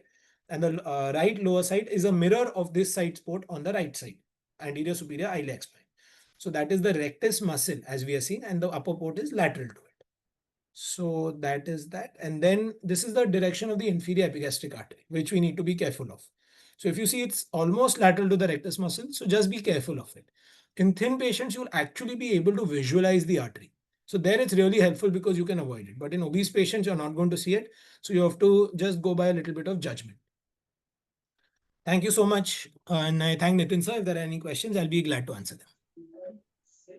I think that was a fantastic talk, Chirag. You have covered all the aspect of an endoscopic surgeon. And to be very frank, all endoscopic surgeons live in a state of chronic fatigue because of extension and odd position and traveling. So Yeah. that I realized when I started preparing myself for Everest Base Camp, and I realized that our all the muscles are spasm. Yeah. So that was a very good insight in the how to choose the OT table, what kind of, because when I'm a mobile endoscopic surgeon and I see people invariably land up buying ortho table, even Yeah. in gynec setup, Yeah. but they don't know about this basic concept of fulcrum, what to buy, what not to buy. So I Yeah. think it was a very good insight. Thank you, sir. Thanks a lot for giving your time and valuable input. Thank you, sir. Back, if there are some questions, we'll push it to you. Yes. I invite our next speaker, Dr. Ria. Hi, sir. Hi, welcome, Dr. Ria. She is also a practicing endoscopic surgeon, and just she has worked with Dr. Vivek Salunke for a long time, and she is an AFG member. I welcome you, Ria. You can proceed with your talk. Yes, sir. So you can see my screen? Yeah, visible, visible. Okay. So I'd like to thank you and everyone at AFG for giving me this opportunity. And today I'm going to be talking on how to unlock a frozen pelvis. As mentioned earlier by Dr. Gaurav and everyone, I think the cases of frozen pelvis have just risen in the last decade, and the trend looks like it is, likely to rise. I think it is the need of the hour, because if underprepared, it is probably a surgeon's worst nightmare. Uh, there is a lot of underreporting on preoperative imaging as well when it comes to intraop adhesions. The actual preparation of how to deal with such cases does not happen when you once you enter the abdomen. It actually happens preoperatively, where you counsel, you take the appropriate consents, you involve other surgeons in planning in the preparative phase. Some cases are also beyond nursing home practice. You might want to post them in a higher center. So we are just going to brush up on some of these topics. When do you expect it? Obviously, when she's operated earlier. Any case of endometriosis, any infective state. We've seen a lot of post-ovum pickup patients continuously spiking, not settling. When you put a scope, there's a collection, there's pus. So again, there's frozen pelvis over there. And obviously, in any patient having carcinoma or post-chemo radiotherapy. So frozen pelvis is a challenge because the anatomy is distorted, which is either due to fibrosis or neovascularization. We are scared because there is going to be the intraoperative time is going to be much higher. So she might end up with complications of anesthesia, or B, you can inevitably injure any surrounding structure when you're because the anatomy is distorted. Hence, taking appropriate consents is very, very important to even be safe on a medical legal front. Just a quick anatomy recap. So space is the surgeon's friend. Space is basically, space has areolar tissue, which is the structure that you have to find. You have to safely find the space to dissect between the two organs. Now, the only thing important to remember over here is these are the avascular spaces of the pelvis. The ureter divides the pararectal space into medial and lateral, and the umbilical artery divides the paravesical space into medial and lateral. These spaces are our friends while we are dissecting the retroperitoneum. Just to brush up the nerves, the superior hypogastric nerve starts as a ganglion, which is present below the bifurcation of the aorta. It gives off the right and the left branches, and then much lower in the pelvis, from the lateral pelvic wall at the level of the internal iliac vein, you will see the inferior hypogastric nerves join the superior hypogastric nerves. This bundle then gives off three branches to all the three organs in the pelvis. So it goes to the rectum, the uterus, and the bladder. If while operating you injure one side, the contralateral nerve is always going to compensate. But if you injure both nerves, there is going to be a poor functional outcome of the patient. She's going to end up probably with urine retention, loss of libido, and constipation. So we know there are so many problems. How are we going to make it possible to untangle this pelvis? First is to standardize the steps. You have to make your steps reproducible. So you can keep doing it again and again. And the same principle applies for open and endoscopic surgeries. As you know, some things at home are extremely fixed. Everybody knows where the T is. There are certain things in the pelvis which are always fixed no matter what. So you have the pelvic brim, you have the psoas muscle, there is the round ligament and the obliterated umbilical artery. When you enter the abdomen, the first thing you have to think of is the exposure. So you have to think of releasing the congenital adhesions, any previous surgical adhesions, and understanding the texture of fat. So the omental fat, the bowel, the large bowel, small bowel fat, and the anterior abdominal fat. The textures of all these are different. Once you start understanding these textures, you're going to be able to dissect beautifully well. There are some smart retraction methods which one can employ. Like you can give a steeper head low. You can probably put a gauze over there to prevent ptosis of the bowel in the pelvis. You can also have a T-lift, which goes through the epiploicae of the large bowel and hitch the bowel. You basically want to free the assistant's grasper so they can help you more effectively in surgery. Now, if you enter an abdomen and you see such an image where the small bowel is hung on the anterior abdominal wall, do not panic, do not get scared. Gently hold the lumen of the small bowel and use cold scissors. Avoid using energy sources at such places and be close to the anterior abdominal wall. Now, such adhesions where you see flimsy adhesions, you can very comfortably go use the scissor over there. In case you think you're entering the wrong plane, come behind, reassess, and then again you can go in the right plane. It is always better to cut into the abdominal wall rather than cutting into the small bowel. As you can see over here, there is a fibrotic band which is being, there's a fibrotic band which was being pushed onto the small bowel, which is always safer.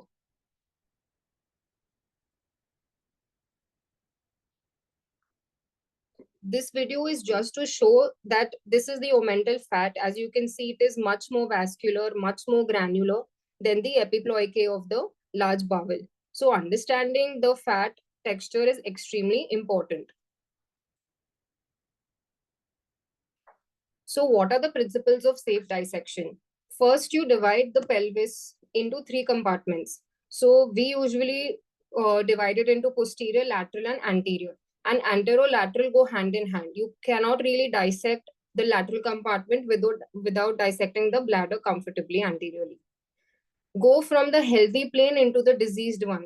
Do not directly attack the diseased plane. Always go from the virgin plane into the diseased one. Restore the normal anatomy before you think of excising the disease, and always safeguard the ureter. So we'll first start with the posterior compartment. It has these structures. I would first think of identifying the ureter. You safeguard the ureter posteriorly, you can do the rest, you can enjoy whatever you want. It is still forgiving, but the ureter is not really forgiving. After the ureter, you develop the pararectal and the rectovaginal space. You then identify the superior hypogastric nerve and then excise the disease. As you can see in this video, the ovary is stuck in the subovarian fossa. The first thing to do is to identify the IP ligament, to lift the IP, and to see that the ureter is 1.5 to 2 centimeters below the IP ligament. You start deperitonizing the ureter. There are only 2 things that you have to do when you're doing this. One is to develop the inferior border of the IP ligament to straighten the axis, and the other thing is to do a successful ureterolysis. Now, the superiormost border of the ureter, which is on top of the ureter, is the safest and the easiest plane to dissect because there are very few blood vessels over there. Once you start dissecting, as you can see, the ureter further on its medial and lateral side, it gets its blood supply from there. So ideally, you should give the meso back to the ureter. This way, you will have a bloodless dissection and a safe dissection. Once you start seeing that the ovary is closely abutting the ureter, you have to start thinking of straightening the axis of the ovary. Develop the IP ligament. Flush on the IP ligament, you can use your energy device and you can start lifting the ovary. straighten the ovary, cut all the adhesions,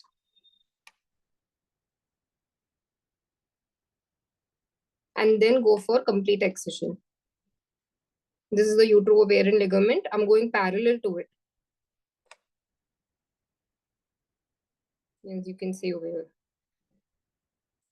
The next thing would be to develop the pararectal space.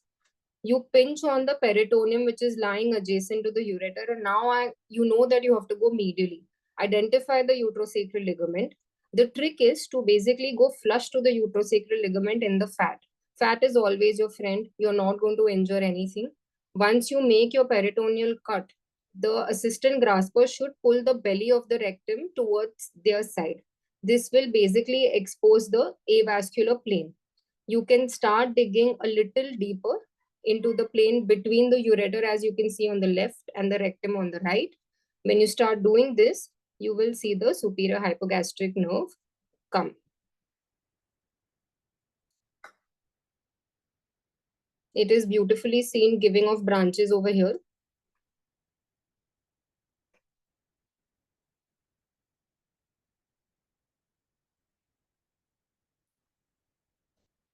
Now I showed you how to develop the pararectal space. Rectovaginal space is equally important.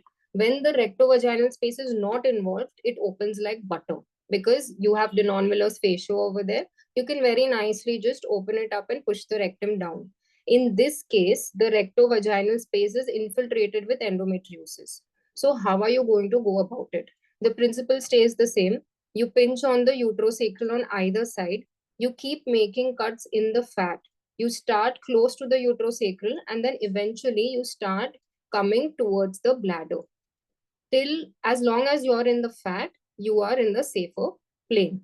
The trick over here is to transect the uterosacral. Once you transect the uterosacral, you will be able to enter the rectovaginal space successfully. If you have fat on your either side, transected uterosacrals on your either side, there is nothing left but to cut the rectum superiorly. Basically to cut into the rectovaginal space, divide the disease between the torus and the rectum. The trick is just to stay above the fat if visible. If you stay above the fat, you're not going to injure the rectum. Can take if you take cold scissors at this point, it is going to bleed a lot. It is going to soil your vision. So you can take an energy device, no problem. Take smaller bites, go into the fat and slowly reflect the disease on the rectum. As you can see here, it is almost done. You can see on the right, the pinkish hue of the vagina. That is your rectovaginal space. Now we have reached supple planes beyond the disease. So this is also important to basically reflect the disease and safely excise it.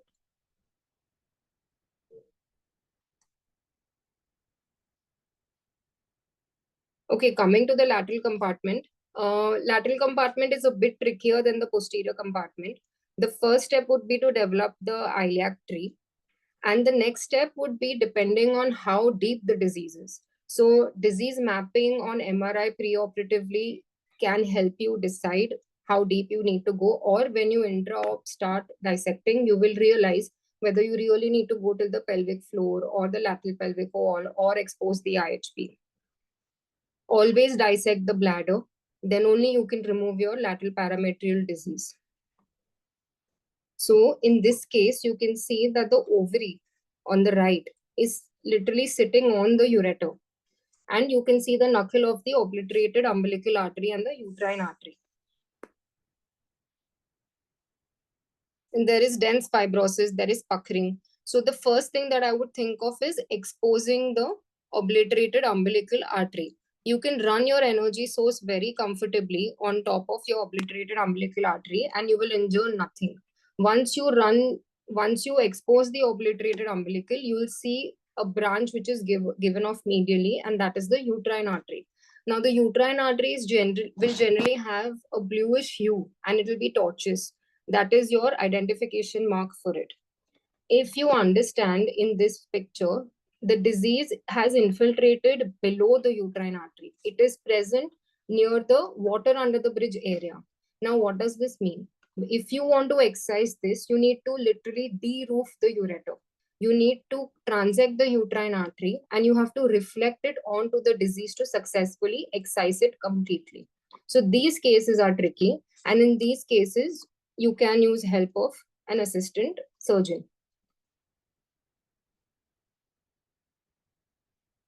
The idea is to basically free the ureter from all its margins. This is the medialmost margin. You can use your left hand to safeguard the ureter and you can excise its medial border. After that, you can transect the uterine artery, take it at the origin and develop its inferior surface. When you are developing the inferior surface, you're basically going from below the disease, under the disease. This will give you room to enter the water under the bridge area with your prongs. Push the ureter down, safeguard it.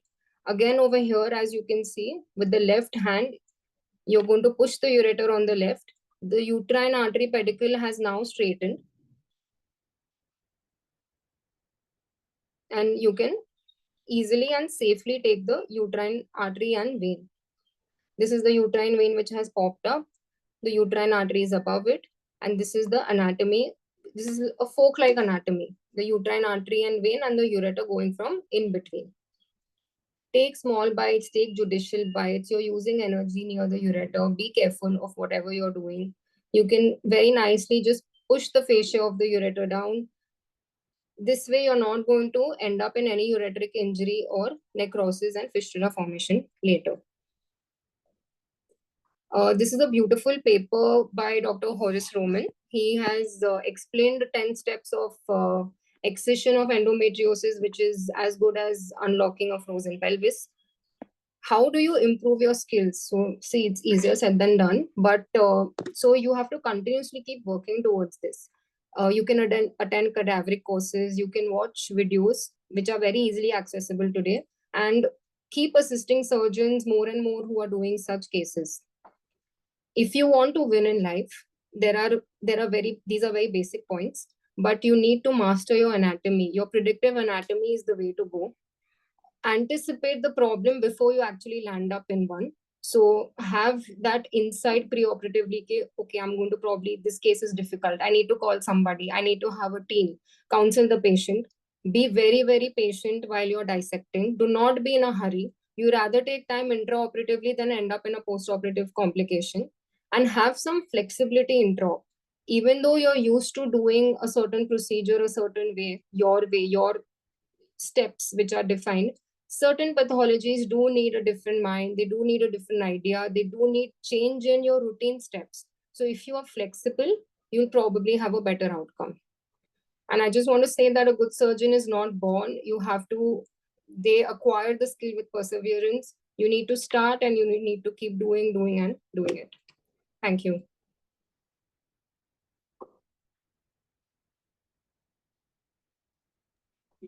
I think fantastic talk, Ria. It was an eye-opener how one can defreeze the frozen pelvis. Thank you, And it sir. is a very good way of doing this because nowadays we see lots and lots cases of endometriosis, and it's always a surprise on table. Yes, So sir. once we have a mathematics steps in front of us, like 1 + 1 is equal to 2. So that makes life very, very easy. So as you shown very nicely, you start from the promontory, start with the ureteric dissection, and step by step go to the pararectal space and then try to defreeze the pelvis. So that's the ideal way of doing. And we learned this in Negrar, where we went to Verona, Italy. And Yeah, also it's now lots of people have yeah. started doing the same technique. Yes, Myself and yes. Vivek Salunke and many others from the Mumbai Endoscopy Society went there for So learning. we've learned from the best, though, and Yes. the idea is to keep doing it because I think, Yes. sir, we are inevitably going to land up with such cases. It is Such cases. Yesterday only myself and Chirag were operating in Thana, the same case, endometriosis, and it was the same case. So thank you for this Thank wonderful you, sir. videos and insight in the endometriosis. Thank you, sir. So thanks a lot for joining. You can stop sharing your screen now. Yes, sir. And now I invite our next speaker, Dr. Sriram. Yeah, good morning, sir. Good morning, sir. So you are welcome, and you will be speaking on. Practical aspects, surgical management in obstetrics, sir. Yes, so you can go ahead with your topic, sir, and I Is my welcome you screen on board. visible, sir? Thanks. No, sir, not yet. You Yeah. can start.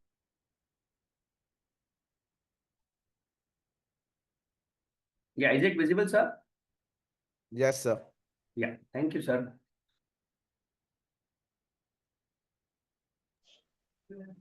Let me thank AFG for inviting me for this particular presentation. It is a great honor. I thank Dr. Nitin Shah sir, Bela Bhatt madam, and Jayanti madam, everybody for getting me into this. I also thank Dr. Manohar Motwani, who has been very instrumental in getting me into AFG right 15, 20 years back when AFG had started, and I was there working with him at Rajawadi Hospital. I thank my parents, my teachers, my colleague doctors who have kept faith in me, and my patients, both alive and dead, for allowing me to learn from them. I consider it my privilege and a blessing. Even one mother helped by this lecture is a gift of this learning. What I am not discussing today, I hope, am I audible, please? Yes, Hello? sir, you are audible and visible. What Your I'm not slides. discussing today is I'm not helping you to pass an exam. So what Sriram, I you mean, can just make it to the slideshow. You are, on the left side, your slides are yes, sir, yes, sir, visible. sure. So make it What a, I'm not yeah, discussing yeah, today, done, what I'm done. not discussing today is that I'm not discussing how to pass an exam. So we are just discussing over here only practical points, and I agree that I may contradict some of the statements that are given in the books, or some of the surgeons, I may contradict their flow line of thinking. What we generally go ahead and attend to a case of postpartum hemorrhage is that as soon as you enter this particular operation theater, you should have at the back of your mind how much is the blood loss. What I have realized over a period of time is, even before you enter this particular screen, when you are getting calls, you never know when doctors call you, they don't inform you how much is the blood loss, and they are never prepared. They generally arrange for 1 or 2 bottles of blood. Over here, just by looking at the scene, you should be able to pick up the blood loss. How to calculate blood loss is the first most important practical point that we need to discuss. A fully saturated pad would be about 80 ml. Everything is available. This material is there available on the net. If you search on YouTube for estimation of blood loss in pph on Google or on YouTube, you would get this material. I am just summarizing this material before I go to the videos. So a pad would be about 80 ml. So half would be around 40 ml.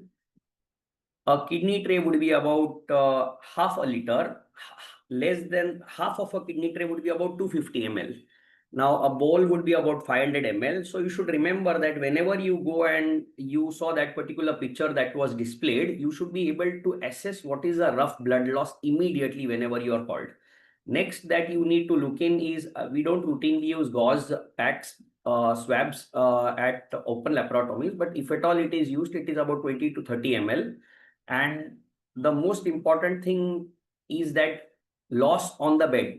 This is about 1 liter. All the pictures that I am showing are my own pictures that are there, that we have taken over cases that we have managed.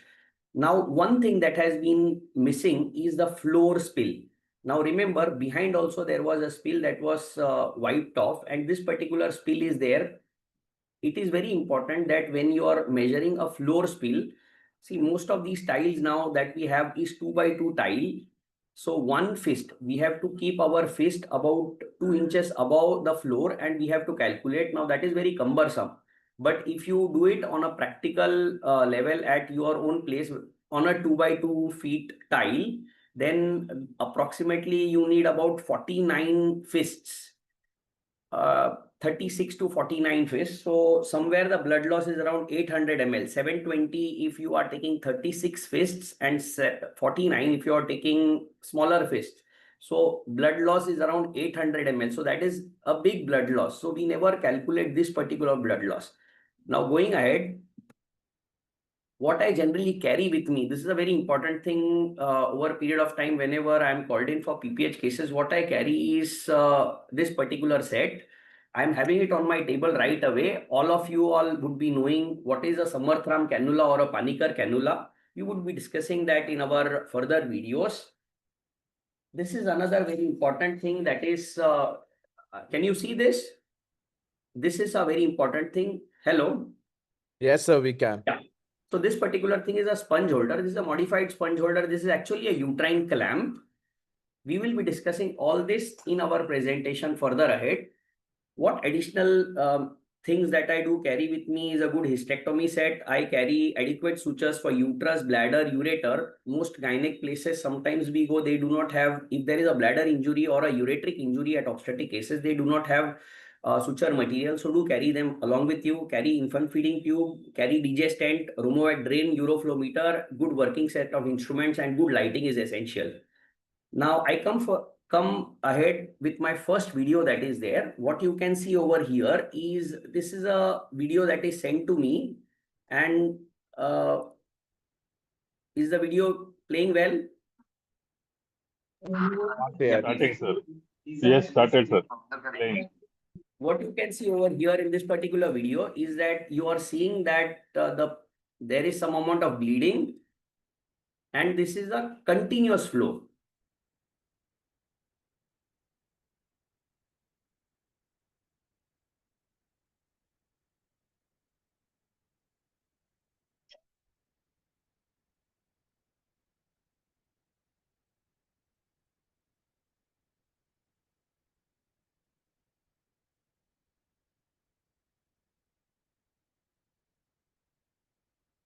So now in this particular presentation, people may contradict whether you need to do a cervical suturing lower down or what you need to do. Now, this particular patient had already had a tear lower down, but this was a tear that was extending into the fornices. Now, in this particular case, no matter whatever suturing you do from down is not going to help you. You have to do a internal iliac artery ligation. So this is the suture. Now, what people may have missed in after when they saw is, they are missing that there is a huge hematoma that has been formed posteriorly. I am holding the posterior lip of the cervix. This is not the anterior lip of cervix, and posteriorly we have a huge hematoma, and this was a case of a broad ligament hematoma. Lower down we had bleeding right above as well as lower down. So this particular thing, if you see in the video, if you see in the images before, this is that particular area. This was the pre of bleeding. And once you have done suturing over from above, everything stops and you get a dry field. Remember this one thing. Thank you. Very nice. So we should remember, whenever we are discussing, we should remember that what part of surgery or what part of bleeding we are going to stop. We should be able to know what vessel we are addressing. Now, for example, if we are dealing with now this is another case wherein we are seeing a huge vulval hematoma post-delivery, post-normal delivery, and you are called in. Now, this particular entire mass would itself have about 700 ml of blood inside, above one that is seen outside over here and one that is inside the vagina and pushing the vagina medially. So such cases, now you don't know what you need to do, but this particular case was tackled vaginally itself. We had taken an incision medially, we could enter in, and deep suturing was done. So it is very important that post-delivery, we need to monitor this particular case, whether it is a vaginal delivery or a LSCS. Thorough strict monitoring of this particular patient. Every 10 to 15 minutes, recording should be written down, and the slightest amount of pain, even if the patient has not, patient doesn't, even for the slightest amount of complaint, you should be more vigilant. So any drop in blood pressure or any high pulse rate should be immediately looked into.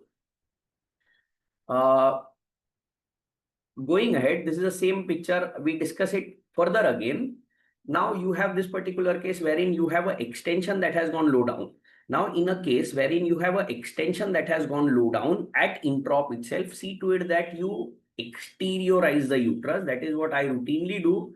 I don't mind keeping the uterus in, but don't hesitate to take the uterus out if required. Because I have seen quite a few surgeons not removing the uterus out. You can keep it, you don't need to remove, but when there is an indication or when there is a bleeding, don't hesitate to remove the uterus out before you take the stitch that goes behind lower down. Now what are the important things that you need to remember before you need to take a uterine stitch is you need to push the bladder very low down. If you are not pushing the bladder low down, then you will not be able to take the stitch. You pass the suture, you pass the needle anterior to posterior, medial to the uterine lower down, and from back come down, come ahead. Visualize the entire chunk has been taken completely and then ligate it. When you ligate it, don't pull the uterus too up. And in this particular situation, there are cases or complications which I have heard wherein you have taken the posterior bowel, along with it, you have taken the posterior omenta or the rectum, you have injured the rectum, or you have taken the bladder and or the ureter. But remember, if you exteriorize the uterus out, then you are avoiding all the posterior complications. Again, if you are exteriorizing the uterus out and you are visualizing the posterior window, if you're seeing the posterior window, a free window of broad ligament, avascular window, and you are passing the vicryl from behind anteriorly after seeing the window, the ureter will always stay lateral to it. So in no case you are going to injure the ureter. Again, a precautionary thing that you should remember is you should have pushed the bladder well down. Going ahead with the next same discussion, the next instrument that I would love to show is this is a aortic. This is a aortic clamp in cases of postpartum hemorrhage. This particular area that is there anteriorly is a very blunt instrument. And when you close it, you still have a gap in between the two. So the aorta doesn't get compressed completely, and there is no damage to the wall of the aorta, but still you don't have any bleeding lower down. This same thing can be used over the common iliac if required, especially in cases of accretas or other cases that you are doing. I am going to show videos of it, but I do not know how much time will I be getting. We go ahead for the next. Again, discussion with regard to how much of bleeding is there. See, you already know the kidney tray is full, so 500 ml. Placenta is there, but this again is full. So, and plus the spill and everything else you need to count. Now, this is a case wherein you have put in a Samarthram cannula, and post Samarthram cannula, you are seeing that the lower down there is no bleeding. Now, remember that Samarthram cannula, what people generally make a mistake is that either for the Samarthram suction cannula or the Panikkar suction cannula, both from India, they have devised this fantastic device, and I have found results better than a Bakri balloon in all these cases. Now, since the time I have been using suction cannula, my need for using a Bakri balloon has been zero. Only thing is timing is very important. What mistake people do is they don't purchase all the set of SR cannulas or suction cannula. What they will do is they will either cut cost and purchase only a small single instrument or a smaller instrument or the longest instrument. Now remember, whenever we are having the suction device that we need to put in, the suction device, this entire part that is there, this entire part should be inside the uterus, and only lower down should be outside. If these suction holes are there in the vagina, then your suction device is not going to work. So one size does not fit all. That is what is the most important take home message whenever we are using a suction cannula. And I know quite a few have been using it. Again, we need to have good set of instruments, especially the Sims cannula wherever we go in, Sims speculum, wherever we go in for PPH, because sometimes your speculums are very rigid, wide, deep, and then you are not able to give the best results. Again, sponge holders should be short, delicate, and the catch should be good. They should not be too tight. They should not cut through, and they should not slip. what generally happens is after we paint the abdomen, we generally have a habit to attach the sponge holder to the cloth. So it sticks, and over a period of time, this particular sponge holder becomes very loose. So see to it that we don't use it for that particular purpose. If we are using it for holding the cervix, and we need at least 3 good sponge holders to raise the cervix. Now, I remember and wish to share a case wherein there is profuse PPH, and she's been brought to me after having delivered outside, and a good gynecologist is not able to make out, and she is brought for an intra-iliac artery ligation. Before doing a iliac, I thought that why not check the cervix? Now, whenever we check this particular cervix, I run through all around the cervix, and we did not find any tear, but there was a bleeding that was there coming from inside. So, and I do very good vaginal hysterectomies, non-descent, and I do have extremely long 8-inch, 10-inch good arteries that are there. So I could find a bleeder within the uterine cavity from the vaginal end after a normal delivery, wherein we did take a running stitch, just one stitch that was there on the right side at 9 o'clock, and the entire bleeding stopped. So instruments make a hell of a difference, as has been already pointed out in laparoscopy cases. We already know that instruments make a difference. Even in open surgery, good needle holders, good long study, nice needle holders, good scissors, good lighting, good instruments, good assistants definitely, and a good camera recording person for us to make a backup. And then we ourselves, by seeing these videos again and again, we realize that we can improvise.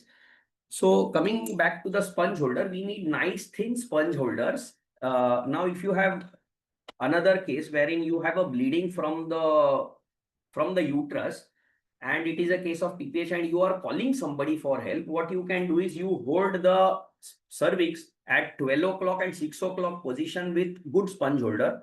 Pull it down. Once you pull it down, you are seeing the 2 lateral edges that are there, and you already know that the uterine artery that is there, that is coursing in from the lateral side, and that is going upwards into the uterus. So what you can do is you can use you can use a uterine clamp. You can use a uterine clamp that is there. So we have this particular 2 uterine clamps. So this particular uterine clamp is a 90-degree clamp. If you don't have this particular instrument, you can definitely use a sponge holder. These are long. At 12 o'clock and 6 o'clock, you pull the uterus down, pull the cervix down, and this one end will go inside the uterine cavity, and the other end will be there in the fornix. You push in. You're pulling the cervix, you push this particular instrument in, and then you just clamp it. Once you clamp it, you are on both sides at 3 o'clock and 9 o'clock, you are stopping the entire blood supply, and this instrument itself makes wonders till you get some help. If you don't have this, you can definitely use a sponge holder that is always there, and I have time in and again at so many cases used just a sponge holder. This is also very true, especially in cases wherein patients have gone in for prolonged labor, and you see that the cervix has been thinned out, papery thin, it is bleeding even on the area of the cervix where you are putting a prick, or it is tearing off, in spite of the fact that you are not using a vicryl or a vicryl rapé, but using a catgut. In spite of that, your catgut we prefer catgut at the cervical level sometimes, because the sliding is very good, unlike vicryl. So even some cases wherein the cervix is just as thin as a paper, so it is just this thin, and it is still bleeding. Such cases you hold and it starts to bleed. What you can do is you can just hold the entire cervix at all areas with the sponge holder, and the weight of the sponge holder should not damage the cervix. So you just fix all this sponge holder to the lateral aspect of the thigh and just leave it. Keep it for 12 hours or 24 hours, and then remove this particular thing after 12 or 24 hours, and you would not have bleeding. I have done this particular thing in many cases, at least 3 to 4 cases that I remember over last 15 years. Specific indications where you may not be able to take a stitch at all, but this works wonders. Again, there is always a doubt with regard to this particular instrument, the uterine clamp or the sponge holder that you are using at the lateral fornix. If you clamp, then there is a theoretical risk that you may injure the ureter because the ureter is placed at the level of the fornix. But even if you do injure, now I have never had this particular complication, but this is what is said by my guru, Dr. Paili sir, who has invented this particular instrument, that it may happen. And that was a theoretical risk. But if you pull the cervix well low down and you go in, then you won't have it. And again, this particular instrument is just temporary for some time. And this is not crushing effect too much. Coming over, you need to have good vaginal set of instruments that are there. I'm sorry. Yeah. So we need to have good long instruments that are there. And there, this particular case wherein you can see that after a good, nice, the clean sheet is there down, the sponge holders are kept and she is dry. Now, this is a case wherein we have had a bladder injury. So many cases of bladder injury do come at section. This is very common and unfortunately extremely underreported. That is what I feel. We can have the baby delivered through the bladder. We can have deeply engaged heads and then bladder injury. We can have cases wherein the baby has been delivered through the vagina or through the anterior fold. Instead of having a lower segment cesarean, it is delivered through the vagina or through the anterior pouch. Whenever you see something very subtle like this, don't see to it that you have an extremely good preparation all around the bladder. You free the bladder from every area and only then take this stitch. Else, you may have a case wherein you may have a fistula that develops later on. I have not had a fistula till now in obstetric cases for all these years wherein bladder has also been repaired, and they were extremely bad cases. Now, remember, this is a very clean-cut thing that you are finding, but see to it that you dissect the area between the bladder and the uterus, go low down, and similarly, you dissect the bladder also from the also anteriorly, that is, create the space of ridge, and then do the tension-free suturing. Now, you should know whenever you are doing a bladder suturing, you should have your own vicryl. Most places we go, they may not have 30 vicryl, have good number, good like xylocaine. Another most important thing is we should know where we have injured the bladder. We should know whether we have injured the bladder at the level of the dome, or is it the posterior wall, lateral wall, or is it the trigone. Even trigonal injuries at the level of the bladder I have dealt with, and it is not uncommon. So that repair should always be tension free. Now I will come in for, I will show that video that is there, but see to it that you open this particular case up very well, dissect the posterior plane between the bladder and the uterus, dissect anteriorly also, and then go ahead with suturing. In cases wherein you doubt that the ureter may be involved, I have had at least 3 cases wherein I have called in where the ureters were involved. One of the cases I have done a ureteric anastomosis at the time of LSES, wherein bad angle had been stitched low down and there was an extension that was there low down from the right side. And we had to do a ureteric, firstly, identification is most important. So now a basic primary gynecoty may not have a DJ stand, but it would definitely have a infant feeding tube. So see to it that you carry infant feeding tube number 5 or 6 with you always. 5 is preferable because infant feeding tube 5 that you carry, that would be available in any gynecoty because babies are born. So infant feeding tube is always there. See to it that you push this particular thing and identify the ureter. Sometimes we may not injure the ureter directly, but there may be ureteric kinking that itself can lead to good dilatation of this particular ureter, and we may have to deal with these cases. Is I think another case wherein similar ureteric. Now this is the intra-iliac artery. There are many people who post good intra-iliac arteries. So see to it that you follow any method that you want. You can go extremely posterior method. That is what I routinely follow. Or you go through, this is the extremely posterior method wherein you open the posterior peritoneum, as laparoscopists would possibly call it, as the endometriotic opening. And then you hit on the common iliac, extra iliac, come medially to the intra iliac, and then go in and ligate it. You can also go in through the round ligament, through the broad ligament. You open the window between the broad ligament, open the window in the broad ligament between the round ligament and the IP, and then go laterally. Or what you can do is you can even go through the LSCS wound. Now the LSCS wound that is there, you have the Ker's incision, taken the UV fold that is pushed down. From this level, if you go laterally, you will also hit again the intrailiac artery. Now the totally extraperitoneal method is also a fantastic method that I do. And this particular method is extremely helpful, wherein you have cases of bad deep endometriosis, wherein there is PPH and the posterior rectum is also adherent if it is there, and you are not able to exteriorize the uterus, or you know that separating the bowel adhesions at that particular situation is going to be extremely difficult. So you can do this particular totally extraperitoneal approach that is done by our own teacher, Dr. Deepak Desai sir from Virar, and it is a fantastic procedure. In a way that you hit it right up, you follow the superior umbilical, the obliterated, and then the first vessel that you are hitting is the uterine artery. I follow and do all methods that are required on case-to-case basis. Now you have a para-ovarian cyst, you have a fibroid that you can tackle at LSCS.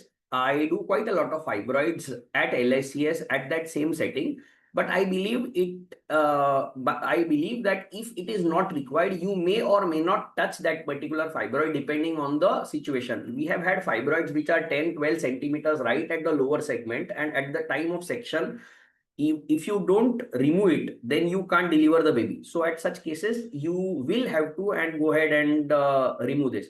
Now there has been a trend of removing these particular fibroids at LSCS, but my belief is if you're not good at doing an internal iliac artery ligation, then do not ever attempt to go ahead and touch the fibroid, because this fibroid is not going to harm you in pregnancy. This is a take-home message.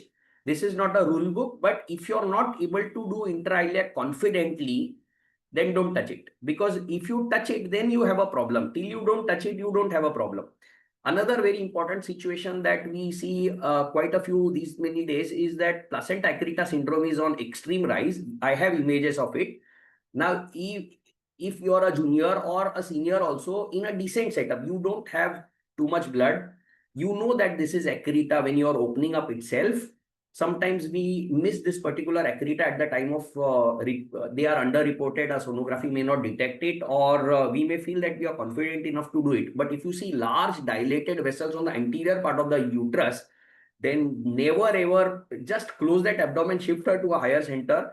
तुमको खाली patient उस दिन गाली देगा, आगे गाली नहीं देगा. But if you happen to touch this particular case over there and you have bleeding, then you would at least require 8, 10, 12 bottles of blood, and you never know where you are landing in. So never ever go ahead and enter these cases without a backup. I don't post too much on YouTube, hardly anything, but there are some things that are available.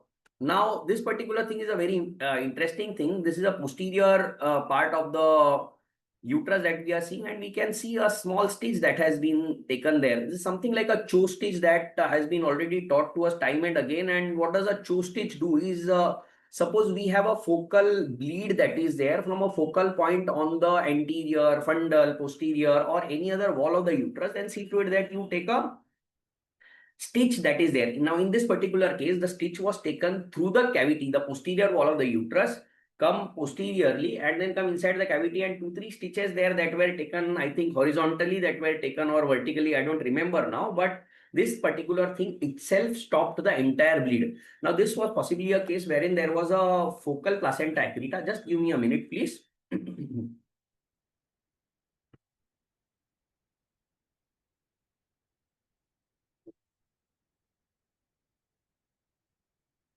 So we have this particular case wherein we have the Cho stitch. So we have discussed the Cho stitch, the uterine stitch, the suction. Suction we already used. I will show the video of the suction till that time. So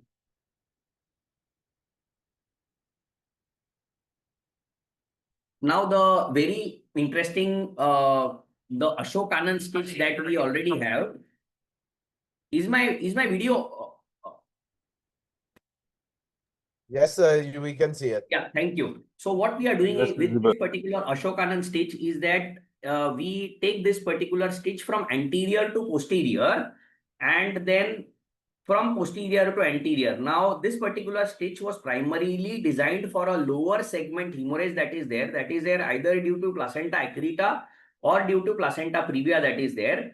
Now, the advantage of this particular stitch after we have pushed the bladder very well low down is that if we know that the area of the bleeding is the lower segment only, see, you can see a continuous ooze that is there, then this particular stitch is taken just medial to the uterine arteries. Now, this is not a uterine artery stitch. This is the stitch that are tackling the end arteries. I will show this particular in a schematic diagram that I have drawn. How does this work? And I believe this is an extremely wonderful thing that is there because this tackles the end arteries, and sometimes it may be possible that say suppose the placenta is low down and you are doing an internal iliac artery ligation. Intra-iliac artery ligation may not work in all cases wherein you have such kind of bleeding, because intra-iliac artery lower down, it will have extremely good communication in pregnancy, especially if it is accreta. Even you have the inferior epigastric coming from the external iliac. So extremely good and profound vascularity is there lower down. And this particular stitch that is there, this takes care of the end arteries. So sometimes it may be possible that after you do a intra-iliac also there is some amount of bleeding. So this works very well and this needs to be done. In fact, this can be done over your intra-iliac artery ligation because you are tackling the end arteries, and if your bleeding comes down, then this is just wonderful. Yeah. So this is how it works. So you have the uterine that are coming from laterally, and then you have the ascending uterine and the descending uterine on the right and left. And from the uterines, you are having the medial arrows that are being shown, the red arrows that are there. They are the end arteries that are there, the spiral arteries, and eventually that is what is coming medially. Now, if you have a placenta that is there, that is low down, then this particular bleeding will not stop with your internal iliac artery alone, because in intra-iliac you are doing the uterine, but you are not taking care of the anastomosis that is there above between the uterine that is going up and the ovarian. So you would still have flow from above coming down, and then you need to tackle this, and nothing other than this particular Ashokanand stitch tackles it better than anybody. I'm sorry, in this particular image, I have not shown the ovarian artery. And remember, after you do a intra-iliac artery ligation, how does this work? Is this reduces the pulse pressure that is there. So reduction in pulse pressure leads to good clot formation. And once a good clot is formed, then you have decrease in blood loss. So this works very well. Intra-iliac artery ligation works very well in a case of traumatic PPH. And if you have a case of a atonic PPH, then eventually this atonicity will lead to so much of bleeding and DIC that sometimes in DIC also you may have to do. Now, remember, I am contradicting to what books are saying. I have done cases wherein case is a DIC patient and I have done an intra-iliac artery ligation. Anesthetist and post-surgeon is very worried because if you open the posterior peritoneum, then you would have bleeding. Very true. But if you do this particular procedure, you reduce the pulse pressure by more than 80 to 90% if you are doing bilaterally, and this does help. So do not hesitate. If you are able, if you have the skill set to do it, don't hesitate. Of course, the need has come down because of the Samarthram cannula that has come in. Need has come down, especially so because of the Ashokanand stitch that we are taking now. You have the Ashokanand schematic diagram that is there. Same thing that I have explained. Now, if you see this particular image now, the bleeding has perfectly stopped. So this was the same case wherein we have done a Ashokanand. Now there is no bleeding, and I have kept some amount of cavity that is open to see if there is any bleeding so as to further do anything. In this case, we need not have to do intra-iliac artery ligation. So going ahead, we have discussed Samarthram and Panikkar cannula. Of course, people may like to see a video of the same thing, and I'm going to show that particular video, Samarthram cannula. Now, this is the Cho stitch, the horizontal, only coming through the posterior wall. Focal accretas that are there can be tackled very well in this particular case.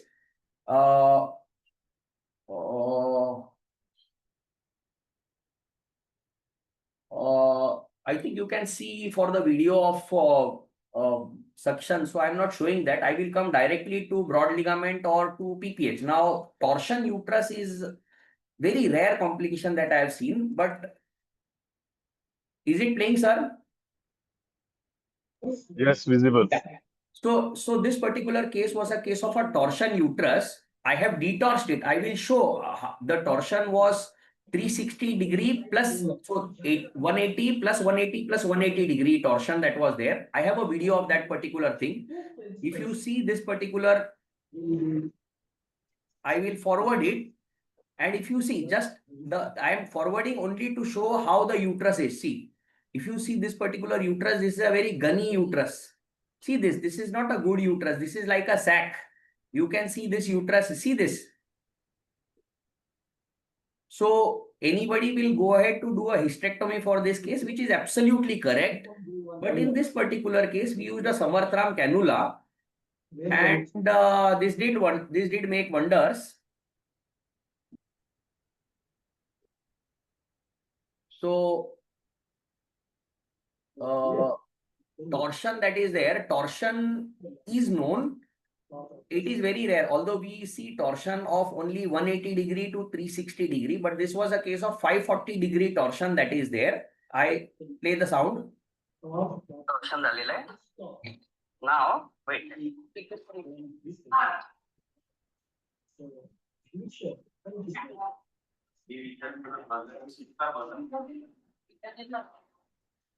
This is also shown, so this also, see.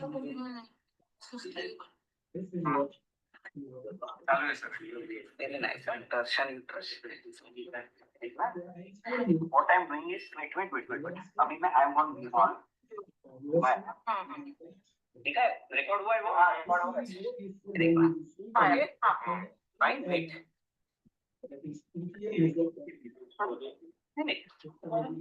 See, that was a incision I would have taken on the posterior wall.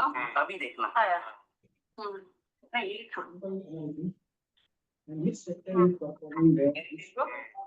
तो ये torsion uterus है.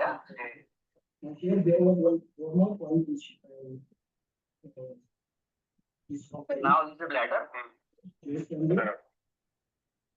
Results on right. Sir.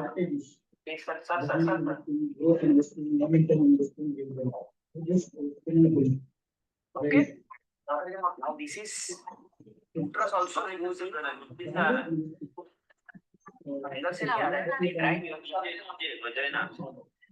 Now it is bleeding from down, and there is nothing up. That means we have released the torsion, so it has started to flow from down. Bleeding. So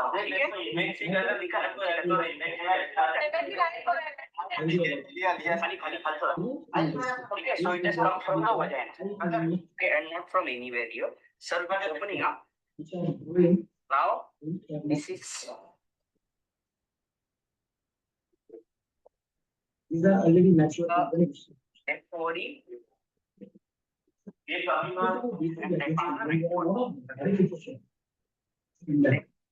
Momentum is based on prices are moving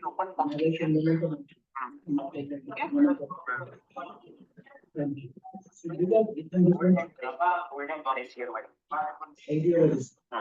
Value investing is very, very strong. Value on growth.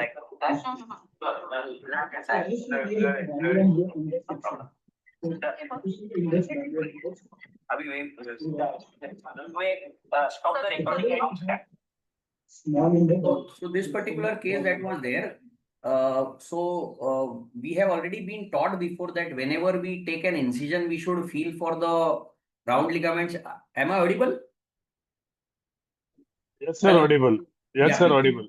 So we need to check. Very nice video on torsion. It was a gravid uterus or non-gravid uterus? Sir, this is a gravid uterus, sir. This is the same Yes. case that was there Yes. previously shown, wherein we removed that Abi. baby. Yes, And yes. that was a case of PPH. I was called in suspecting that this is a case of abruption, and Okay. called in to do a intra-iliac artery ligation SOS if there is an abruption. But to my surprise, once I looked in and lower down, I It found was- that there is a miss over there, and I could see that the uterus seemed to have tossed. Yes, yes. Now, Very nice case. I have read about even before this particular doing this particular procedure. I have heard about this particular procedure in mammals and cows that happen. If you see on YouTube, there are ample videos of torsion uterus in cow done by extremely good veterinary doctors from India. And because I had seen that, there was always a thought in my mind that something like this is there in this case. And to my surprise, we routinely see only 90-degree or 180-degree torsion, and we have heard cases wherein the baby has been delivered from the posterior wall. But in this particular specific case, this was 180 plus 180. So you're seeing anterior and again 180. So I would have still opened the posterior wall, and this is there. I have searched the net. Only one case is reported, one or two cases that are reported with such extreme degree of torsion. Else there is no reporting of so much degree of torsion. But what I wish to convey is that before you take an incision, see to it that you are there on the anterior wall, confirm it and then take. And to my surprise, Samarthram cannula worked extremely well. So that is what I need to, what we need to see, what we need to say is that the SR cannula that is there. So this is the same flabby uterus that was there. And if you see this particular case, and this is an extremely well contracted case. So this particular injury that was there, that happened possibly because of my turning and rotating. We have changed drapes and everything. Same case. I have used a Samarthram cannula and we are seeing that all that was washed out. Unfortunately for me, this particular patient did extremely well on that particular day. We had transfused good number of blood. Next day, evening she was sitting, morning she did extremely well. 12 noon she spoke, had some tea, coffee, and evening at around 4 o'clock, she had a sudden episode of thromboembolic phenomenon and sudden death. She convulsed and she died. So, or else this would have been a really good challenging case. We didn't lose the battle at that moment, but the message is very effective that Samarthram cannula worked very well. In retrospect, what I believe is that this particular uterus, the color had also got restored introp. The image is there, the video is there, wherein we can see good vascularity. But I believe that there may be some thromboembolic phenomenon from this uterus itself, clotted blood, thromboembolic phenomenon that may have passed in later on, and it would have gone to the brain, and then she had convulsion the next day, not the same day, 24 hours later. She was not a PIH case. She had a good amount of blood that was transfused. She was in a small setting, but she immediately collapsed in just 5, 7, 10 minutes. Acute episode of convulsion, and unfortunately we lost this patient. So we dedicate everything to both alive and dead. Coming back, I am audible? Hello? Yes, sir. Yeah, you Yes, can sir. stop me if my time is Yes, sir. exceeds. Now I think it's time to wind up because we have two more talk to go. One video, is it And fine? Just one yeah, video. last one video. Thank you.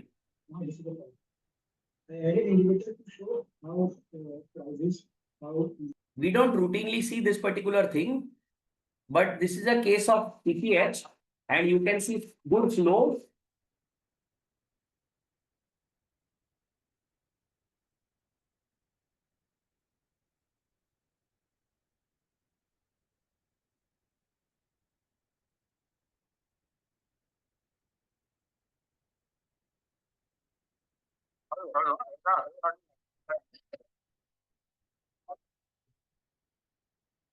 We have done it. We have clamped the aorta temporarily. I have noted that I that it is 220. I will show that we have clamped the aorta temporarily.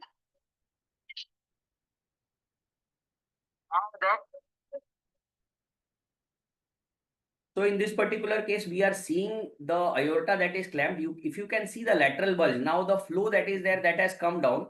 If you see the lateral bulge, the right lateral bulge on the uterus is the lateral placenta that is there.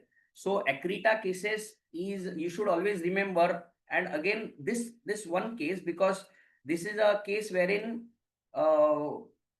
we should remember the magic of intra-iliac artery ligation that is there. What generally, Nitin sir, just one last. We are seeing the intra-iliac artery ligation. This is a case wherein the area of the bifurcation. Down there. We don't routinely ligate intra-iliac artery at a higher level, but if at all you have an indication wherein there is a broad ligament hematoma and you have vaginal bleeding also lower down, you have deep vaginal cut that has been given and it is bleeding. So it will have an extremely high supply from the anterior as well as the posterior branches or division of the iliac. So in such cases, you have to go in to ligate the posterior division of the iliac also. So this particular case emphasizes wherein I'm forwarding the video. There were huge number of clots that were there posteriorly. Forwarding the video, you can see that it is a bloody pool where we are operating in. The posterior approach is taken. Before I had opened this particular case, there was a huge broad ligament hematoma that was there that needed draining because of the drop in BP plus the bleeding that was there lower down. What has been seen hooked is the common iliac. Now, lower down, routinely I don't do this hooking, but if we are not able to see or go lower down, then hook up the common iliac, because common iliac is not going to give you any branches. Once you hook the common iliac and lift it with the infant feeding tube, then you can go and pass the mixture very smoothly. Now, this particular ligature is being done in a pool of blood. If you can see, we hardly see this. This is such a case wherein we do in a pool of blood, but this is the magic of intra-iliac artery ligation. I am forwarding the video. I have done suctioning and now taken the loop. Now I am ligating this particular thing in a pool of blood now. One ligature done, I think already, and two ligatures. I pass all these only with a vicryl. See, the knot is going in a pool of blood. We don't routinely see such cases wherein we operate in a pool of blood. Side like that.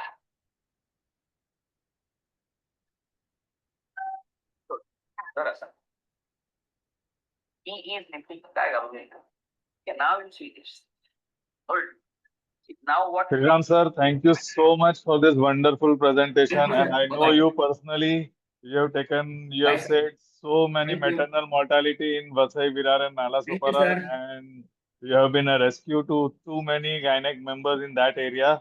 And thanks a lot for your presence and this commendable job and a very rare case of torsion uterus. Thank you so much for your time and your talk. Thank you, sir.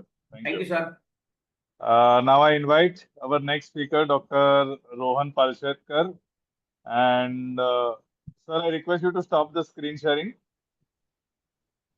Our next speaker, Dr. Rohan Palshetkar, I welcome you.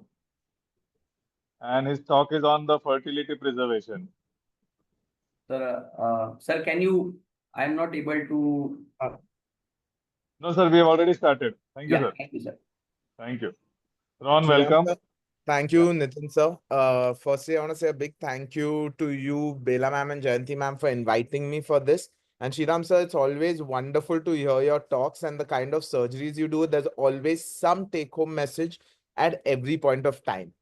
My topic's obviously a very different topic from Shriram sir's. He's talking about at the time of delivery. I'm saying before you even get pregnant, we're going to be talking about the entire situation. So what I am going to be speaking about is fertility preservation. So when I look at fertility preservation, let's look at the history, because it's equally important to understand where it actually came from. So the first pregnancy after human oocyte cryopreservation, and that was slow freezing, came in 1986. And we had the first birth following the small number of human oocytes was in 1999. In 2005, there was an introduction and worldwide application of cryopreservation. And we were one of the earliest units in India to actually practice oocyte cryopreservation, with Diana Hayden possibly being one of the first few in the world for doing it for social reasons. So what could be the indications for cryopreservation? One, we all know that people are getting married late, or even if they're getting married early, they're planning a pregnancy late. So if they want to delay their childbearing, or for any other social reasons, as I mentioned before, then for ovum donation programs, cryopreservation becomes a very important point, where we don't have to end up actually syncing the donor and the recipient cycle. Then different clinical situations in ART, like OHSS or if you have a hyper responder, you generally want to think about a freeze all program rather than going in for a fresh transfer. If the husband has any difficulty at the time of the pickup to give a semen sample or anything like that, or we get a poor semen sample where there are no good sperms, we want to freeze it. In low responders, when you're thinking of embryo pooling, where you're planning to make a bank of embryos before going in, that's another place where fertility preservation can be there. Or if you have a patient with an inappropriate endometrial thickness or morphology or poor blood flow, at that point, this can also be there. Now, in India, we don't have too many ethical considerations and legal restrictions regarding embryo cryopreservation, in the sense that in certain other countries, you're not allowed to freeze embryos, you're only allowed to freeze oocytes. So in such situations in India, we don't have such restrictions. We can either do oocyte or embryo cryopreservation, depending on whether what the woman or the couple wants. If we look at it, fertility preservation, it is massively underused. If you can see, there is a lack of referral services from the oncofertility clinics. There's poor communication between oncologists and gynecologists. Obviously, cost plays a major factor. Therefore, there is inequitable access due to costs. Health literacy. In fact, I'm doing a current survey right now. I've already got about 500 odd responses, and I'm looking to try and reach 1,000. The entire problem with this is that when we're looking at health literacy, I have almost 40 to 50% who did not know what fertility preservation was, about 25% who had heard of it but had no clue what the idea was. And I'm not talking about just doctors here, I'm talking about the entire general public, which is a mix of medical professionals as well as non-medicos as well. Another bigger problem is that there's no consensus on how to deliver this information. Do we do it for endometriosis patients? Do we do it for patients who want to get pregnant later? What is the entire situation? Everyone has a different opinion on this. Therefore, it becomes always difficult to disseminate this information. This paper, which was published in October 2021, this was done in North India. We had Dr. Neena Malhotra from AIMS who actually conducted this. 90%, so we had 283 care professionals who responded, which included gynacs, oncosurgeons, and medical oncologists. 90% were aware of the harmful effects of chemo and radio, but only 76% were partially aware about fertility preservation. 25% were aware of how much time is taken for fertility preservation. 50% reported that they had sent patients for fertility preservation but did not know what was done after the follow-up. Most common reasons for not referring was the lack of awareness. When I look at ovarian preservation techniques based on the time available, it depends on when the patient comes to you. If the patient has come has less than 1 week before she has to undergo chemo, then we don't have much of an option. GnRH agonist is the only thing that we can give to suppress the ovaries while they undergo the treatment. It may not be the most ideal method, but it at least provides certain amount of protection. If it's less than 2 weeks or around 2 weeks, you can go in for ovarian stimulation. Even if the patient's not on the second day of the period, you can do something called a random start protocol. Just remember, do the scan of the patient. If a follicle is about 12 to 14 millimeters already, give an HCG trigger, cause the luteinization, early luteinization, and then begin the stimulation after 36 to 48 hours. If you have 1 week with low risk of meds, you can consider thinking about ovarian tissue cryopreservation. I will talk about it as we go later into my talk. If we have more than about 2.5 weeks, maybe we can think of stimulation plus ovarian tissue cryopreservation can give us more options. And radiation therapy, if you're going in for it immediately, maybe ovarian transposition can be done to shield the ovaries from the radiation therapy as well. Now, how many number of eggs do you need? So this was a paper published in September 2023. For women below the age of 35, you need about 6 to 10 oocytes to give a chance of a good live birth. For women above 38, more than 14. There is a paper by Pertia et al. Which said that if you're Anna Cobo, which published a paper in 2020, which said if you're above the age of 40, you need close to almost 20 oocytes to get one euploid embryo. So if I look at all our centers, 2012 to 2024, we've had 16,000 oocytes frozen already. You can see the various split up where it's been frozen. From 2023, 2020 to 2023, we've had an increase in the number of breast cancer patients who have gone in for fertility preservation. I've recently presented this data also at the AICOG. We had 42 patients, out of which about 10 to 15 patients actually returned. We had, I think, about 11 patients who returned back to try and help for conception, out of which 4 actually conceived naturally. Out of 6, I think 3 got pregnant, and we had a miscarriage in one IVF pregnancy and one natural pregnancy as well. So what does the procedure involve? Generally, when we're talking about oocyte cryopreservation, you're doing the ovarian stimulation either using the ANTAC protocol or the PPOS protocol. After your oocytes have reached full maturity, you do the egg retrieval, you do egg denudation 2 to 3 hours after the OPU, vitrification, open or close method after 15 minutes of denudation, or when you visualize the spindle. You can store these oocytes then after that. Make sure that you label your straws before you put the oocytes onto the straw. Mislabeling is not forgivable. Now you have RFID tags which can help minimize that. When you're planning to use these oocytes, thaw them. Wait for at least 3 hours before you do the ICSI, or when you can see the spindle reformation, and then you can do your embryo transfer with or without PGTA, depending on what you have advised the patient and what the patient has opted for. Another thing that we can use is artificial intelligence for predicting future pregnancy outcomes. So if you see this, when you take the oocytes, you actually use this camera which we are attaching to our microscope, and you can click pictures of the oocytes.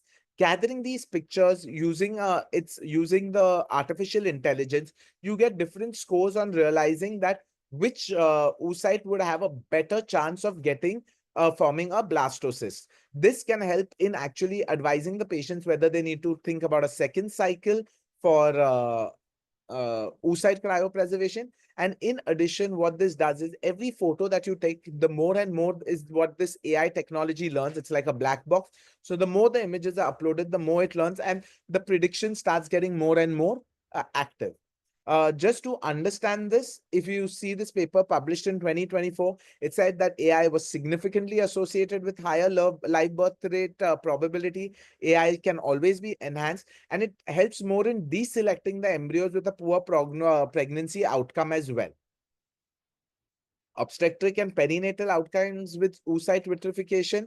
There's no significant decrease in the live birth rates, no significant difference between the low birth weight babies and large for gestational age babies, because there have been a lot of papers talking about the increased incidence of both of them, especially in frozen transfers. Now, what about cancer patients? Let's look at cancer patients. I've already discussed about how you would think about going for this and what are the different protocols you can use depending on the number of days we have prior to the procedure. When we look at breast cancer, what you need, I'm not going to go through this article again and again. What I want to say is, when you're looking at breast cancer patients who are looking at fertility preservation, especially if they are ER or PR positive or just ER positive alone, we have to understand that when we are stimulating, the estrogen levels rise. But do understand that they're rising for a very limited amount of period. So it's not going to have a major effect on the staging of the cancer. Number 2, what you can do is add letrozole about 5 milligrams from the day 2 of stimulation till the day of the trigger. This helps maintain the E2 levels much lower compared to the number of oocytes you have. So if you have, say, about 15 to 20 oocytes that's growing, and you look at about 150 picogram per ml per oocyte, you're looking at a E2 level of 3000. But if when you add letrozole, that E2 level would be somewhere between the levels of somewhere between 700 to 1000. So this will help keep the E2 level low and yet get a good oocyte yield. Sorry. So this is basically talking about it where the letrozole co-admin group had lower significant estradiol levels. With ovarian, remember that ovarian tissue cryopreservation does not become this. Generally in stage 1A or 1AG2, you can actually think about doing a unilateral, getting them pregnant as early as possible, and then doing a complete surgery after delivery. Ideally, ovarian tissue cryopreservation is not recommended because there is a chance of relapse as well. When you look about autoimmune disorders, again, a lot of medications where autoimmune disorders are there, the medications that's given to them can affect the ovarian reserve. So these are again patients where you should think about fertility preservation so that it can be given. Remember to give effective thrombosis prophylaxis as well. What can affect the success rates of fertility preservation? One is patient age. What's the cause of infertility, donor or non-donor program? What stimulation protocols do you use? The number of oocytes that we can retrieve? What's the cryopreservation method, whether you're doing slow freezing or vitrification? I think most of us have moved towards vitrification. And what was the indication for cryopreservation as well? Now, is ovarian tissue superior to egg freezing? Currently, no, because it's still a very technically challenging procedure. We have done about 8 ovarian tissue cryopreservation. However, none of those patients have yet come back and used the ovarian tissue cryopreservation. So I can't really comment on what's the recovery rate, what's the pregnancy rate. However, this paper published in May 2021, this was the largest study on ovarian tissue cryopreservation. 5 centers in Europe actually took this. Dolmans, who has been quite pioneer in fertility preservation. So has Poirot. Garcia has been talking about PGTA. Donez, I think Manan was speaking about Donez quite a bit in his talk. Klaus Anderson, I've had the privilege to go to his center and actually see one of the earliest ovarian tissue cryopreservations all the way back in 2006. And Pellicer, again, who has been talking about this field for the longest of time. So they had 285 patients who were there, with over 90% having malignant cancer, 37 and 33% being hematological or breast. Mean age, as you can see, was younger. 59 patients had to undergo 2 ovarian tissue transpositions. That means putting it back, not removing it. 7 patients underwent 3 times putting it back. The live birth rate was almost 30% in the natural conception. And when you did IVF, you had to treat it like a poor responder. Remember, age was the biggest factor. And what the most important part they found out of the study was that even after several cycles of chemotherapy, you could still go in for ovarian tissue cryopreservation and get good enough results. So just to see the ovarian harvestation, I don't know if the video is playing or no. Yeah. I hope you all can see the video. Yes, sir. Playing. Explain, Yeah. sir. Thank you, sir. So what you can see is either you can remove the whole ovary or you can take a part of the cortex and you can freeze it. I'll just show you what's involved in the freezing process. When you're talking about implantation, you can either implant it back onto the ovary itself, as you can see in image B, or like in image D, E, and F, you can create a lateral window, place the cortex there, and then close it and place a adhesion barrier as well. Another thing that you can do is put the ovarian cortex into the forearm. However, they have not yet gotten any pregnancies from this heterotropic implantation yet. But just think about it. If the cortex is placed in the forearm, you don't have to, when you're doing a pickup, it can actually be done from the forearm and done under local anesthesia as well. But I think there needs to be more research done to understand what would be there. So when you're preparing the ovary, what you need to see is you can see these pointing things. Those were the small antral follicles. So what you can do is you can aspirate them into the fluid itself so that we can get those follicles, smaller follicles, do IVM for them and possibly freeze them. After doing that, what you do is, what you do is you cut the ovarian cortex into half, clear of the medulla in it. Then you cut them further into quarters, and then you clear, as I said, you clear the medulla. After that, you cut them into small pieces and freeze them.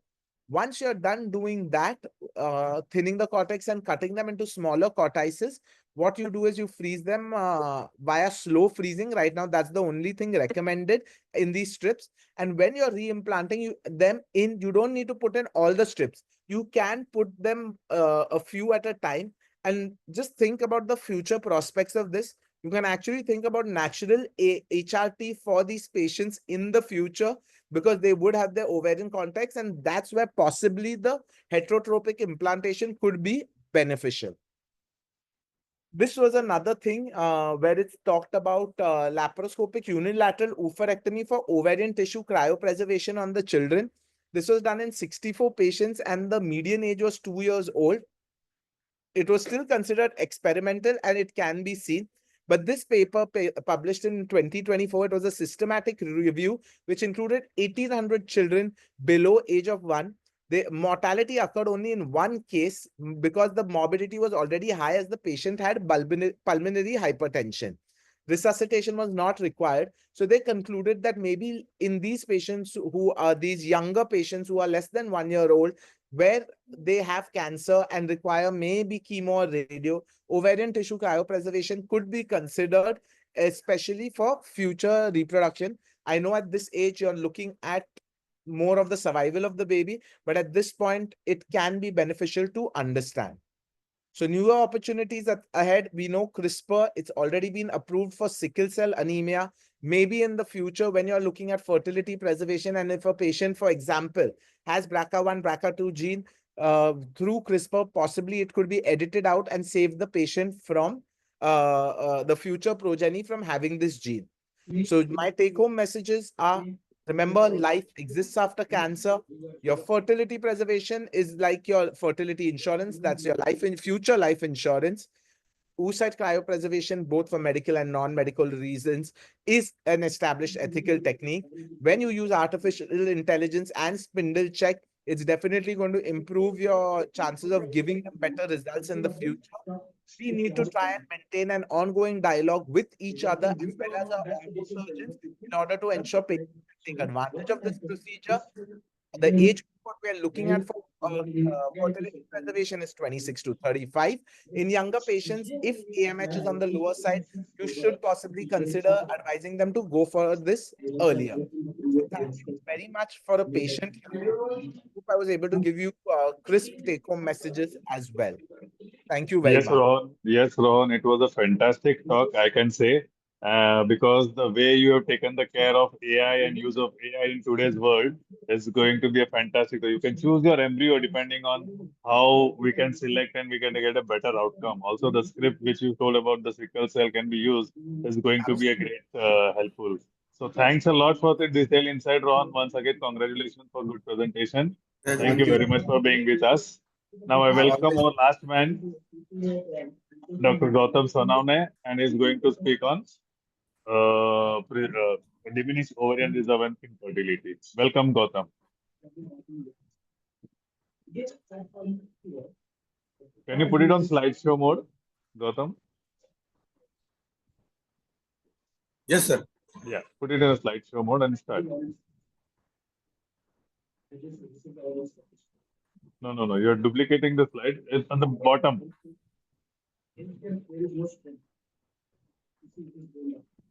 Sharing. See on the right side below that. Bring your cursor down. On the right side, you can see the slideshow circle. Go on the top on the right side. Next to the blue, you can Yes, see sir. the Yes. yeah. Go there. Yeah. Perfect. You can go ahead. So, thank you, sir. Rohan, it was wonderful and crisp, detailed presentation on fertility preservation. At the outset, I would like to thank Dr. Nitin Shah, sir, the president of AFG, for giving me the opportunity and inviting me for this today's webinar. So, my topic is diminished ovarian reserve and infertility.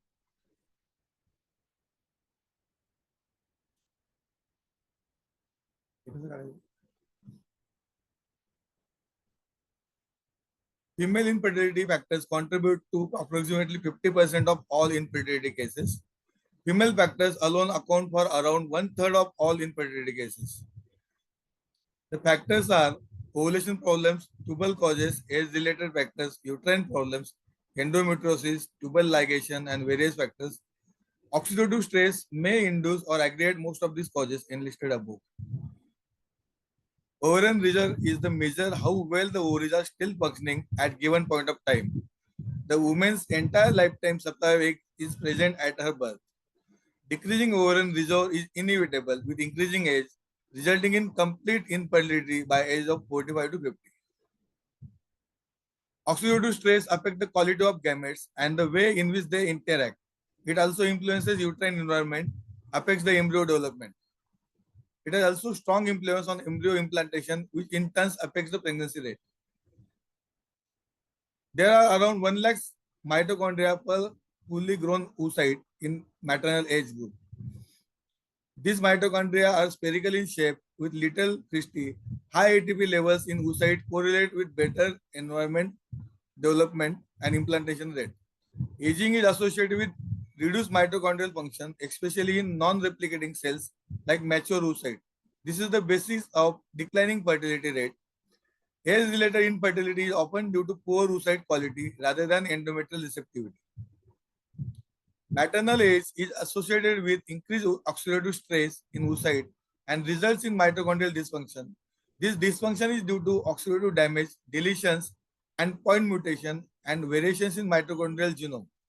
Oocyte that matures in this environment have reduced capacity for normal development. So ovarian changes, these are the ovarian changes with aging. FSH, LH receptors polymorphism, androgen secretory capacity is reduced.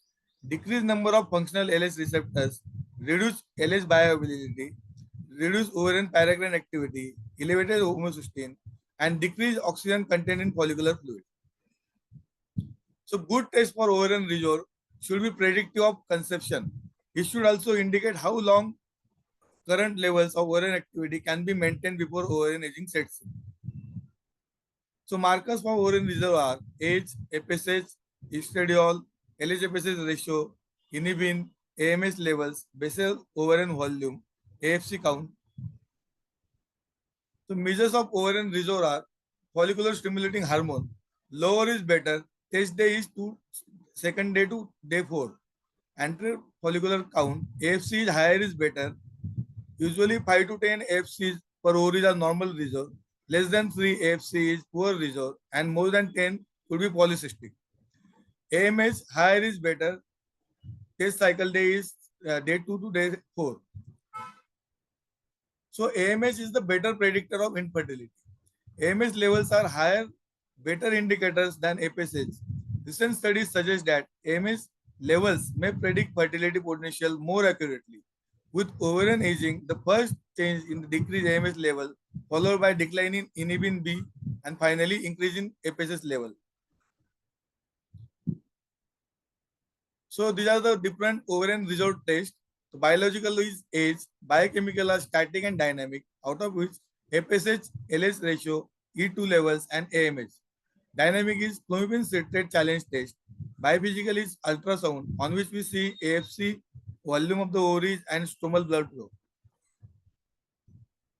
Follicular stimulating hormone. Normally, less than 10 is expecting good response to ovarian stimulation. 16 to 20, markedly elevated FSH, reduction in response to the stimulation. If it is more than 20, it gives very poor response to stimulation. E2 levels can be better estimated on same day when FSH was assessed. Higher E2 levels can artificially suppress the FSH back to normal, thus giving a false sense of security. However, a higher E2 level suggests poor ovarian reserve. Other useful indicator of poor responder is low peak estrogen levels on the day of optimal oocyte maturity. AFC. If the AFC is less than 4, interpretation is very low and it is showing very low anticipated pregnancy rate with IVF.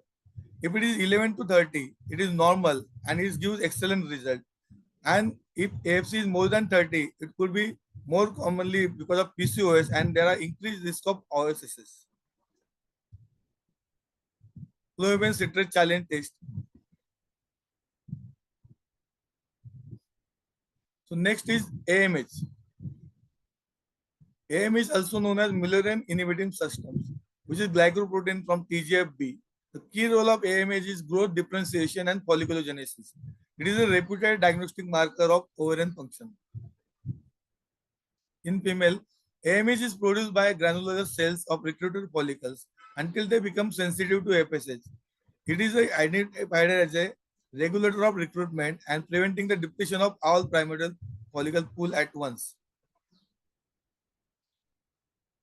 AMH levels correlate well with ovarian anterofollicular count and were only levels that decrease longitudinally over long time compared to FSH, estradiol, and inhibin. AMH level do not vary significantly during menstrual cycle. Women who are overweight have 60% lower AMH level than thin women, indicating that obesity may be associated with decreased ovarian reserve.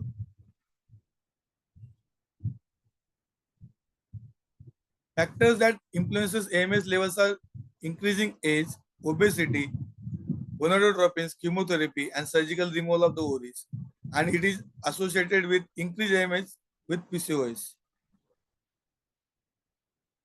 Having more eggs with IVF gives higher success rate. Women with higher AMH values will tend to have better response to ovarian stimulation for IVF. AMH value do not predict the egg quality, but indicates possibility of more egg retrieval. So lower AMH levels, there are increased rate of IVF cycle cancellation, fewer egg retrieval from the ovaries. With more normal AMH level, better fertility potential, greater number of eggs retrieved from the ovaries. AMH level more than 3.6 may predict OHSS. In such cases, dose of medication in IVF can be reduced. So the target is to achieve therapeutic goal in diminished ovarian reserve and infertility cases in female by achieving hormonal equilibrium, induce ovulation, and improve pregnancy outcomes. The molecules are coenzyme Q10, which is a nutrient that occurs naturally in the body. It is fat soluble. It stimulates the follicular development in clomiphene citrate resistant PCOS. It improves the ovarian response to stimulation, improves embryo quality and pregnancy rate, and it works as an antioxidant. So this was the randomized controlled trial. Clinically, pregnancy rate was significantly higher in coenzyme Q10 group control versus control group. So another randomized control study shows that pre-treatment with coenzyme Q10 improves the ovarian response to stimulation in IVF cycles.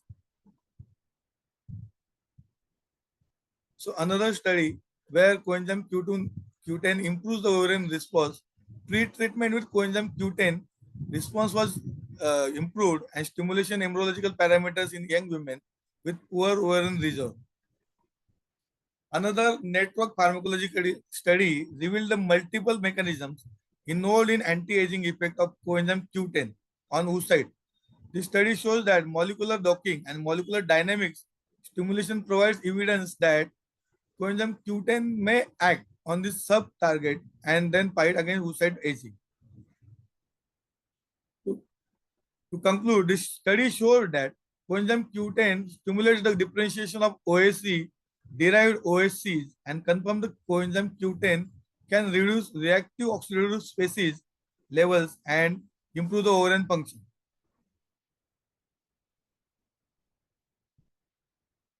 So, coenzyme Q10 restores the oocyte mitochondrial function and fertility during reproductive age group. In this study, it was demonstrated that coenzyme Q10 supplementation in aged animal model delayed the depletion of ovarian reserve, restored the oocyte mitochondrial age expression, and improved the mitochondrial activity. So next molecule is black cohosh, C. resmosa. In this, two groups were formed. One group was given clomiphene citrate and another group was given clomiphene citrate along with black cohosh. So the study concluded that adding black cohosh to clomiphene citrate induced cycle with time intercourse in PCOS improves the ovarian cycle outcome and pregnancy rate. So black cohosh comparable to clomiphene citrate for ovulation induction. This prospective randomized controlled trial showed that significant favorable changes in LH and FSH level. Black cohosh improves the progesterone level in pre-treatment cycle, indicating better ovulation. It increased the endometrial thickness and pregnancy rate was higher. Next one is vitamin E. Vitamin is a substance necessary for longer proper body and brain function. It is an antioxidant and has anti-cancer properties as well. It is used in infertility by delaying consequences of age-related infertility, enhance the quality of oocyte. It ensures the higher rate of fertilization and success of implantation and improve the fertility. Aging causes telomere shortening in ovaries and reduces the quality of oocyte. Vitamin E delays the consequences of age-related infertility, maintaining the telomere regulation and enhances the quality of oocyte. Hence, it improves the fertility by facilitating higher rates of fertilization and ensuring success of implantation. In vitro study, it was shown that vitamin E reduces detrimental effects of nicotine on ultrastructure of oocyte. So, co-administrator of nicotine and vitamin E increase the fertility rate by 83% compared to 33%. So, the harmful effect of the nicotine in viewed by lowest number of embryos survived in group B. So, Shasberry, this is the molecule which works for correcting the luteal phase defect. The second half of the menstrual cycle is too short or too long due to hormonal imbalance. Common reason is low level of progesterone, which leads to miscarriages and other complications. So in clinical trial, two groups were formed. Study duration of 2 menstrual cycle.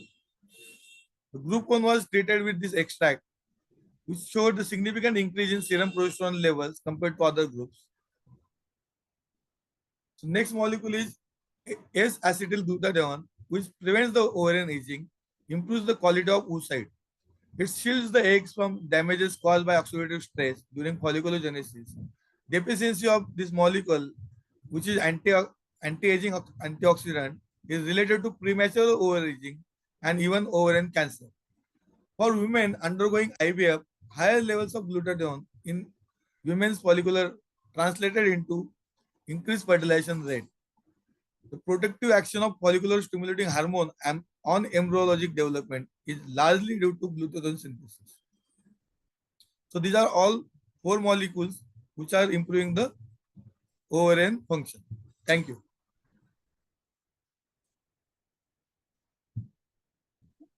Thank you, Gautam, for that wonderful insight about the diminished ovarian reserve.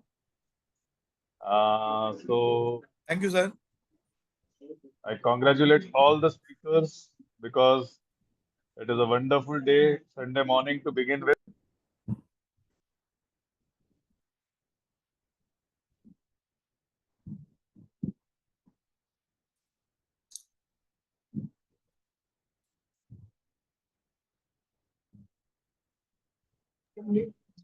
So there are so many youngsters doing a good job, and today we are delighted that AFG has started with the first AFG Yuva webinar, and I think we had more than 750 registration for this conference, and there are a lot of take-home messages. So I thanks and congratulate each and every speaker for this wonderful event.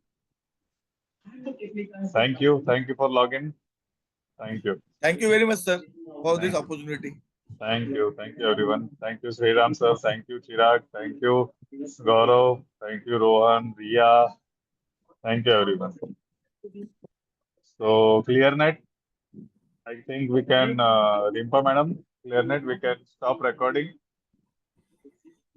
and I call it a day. Thank you. ClearNet, Rimpa madam, you can stop recording. All right, sir.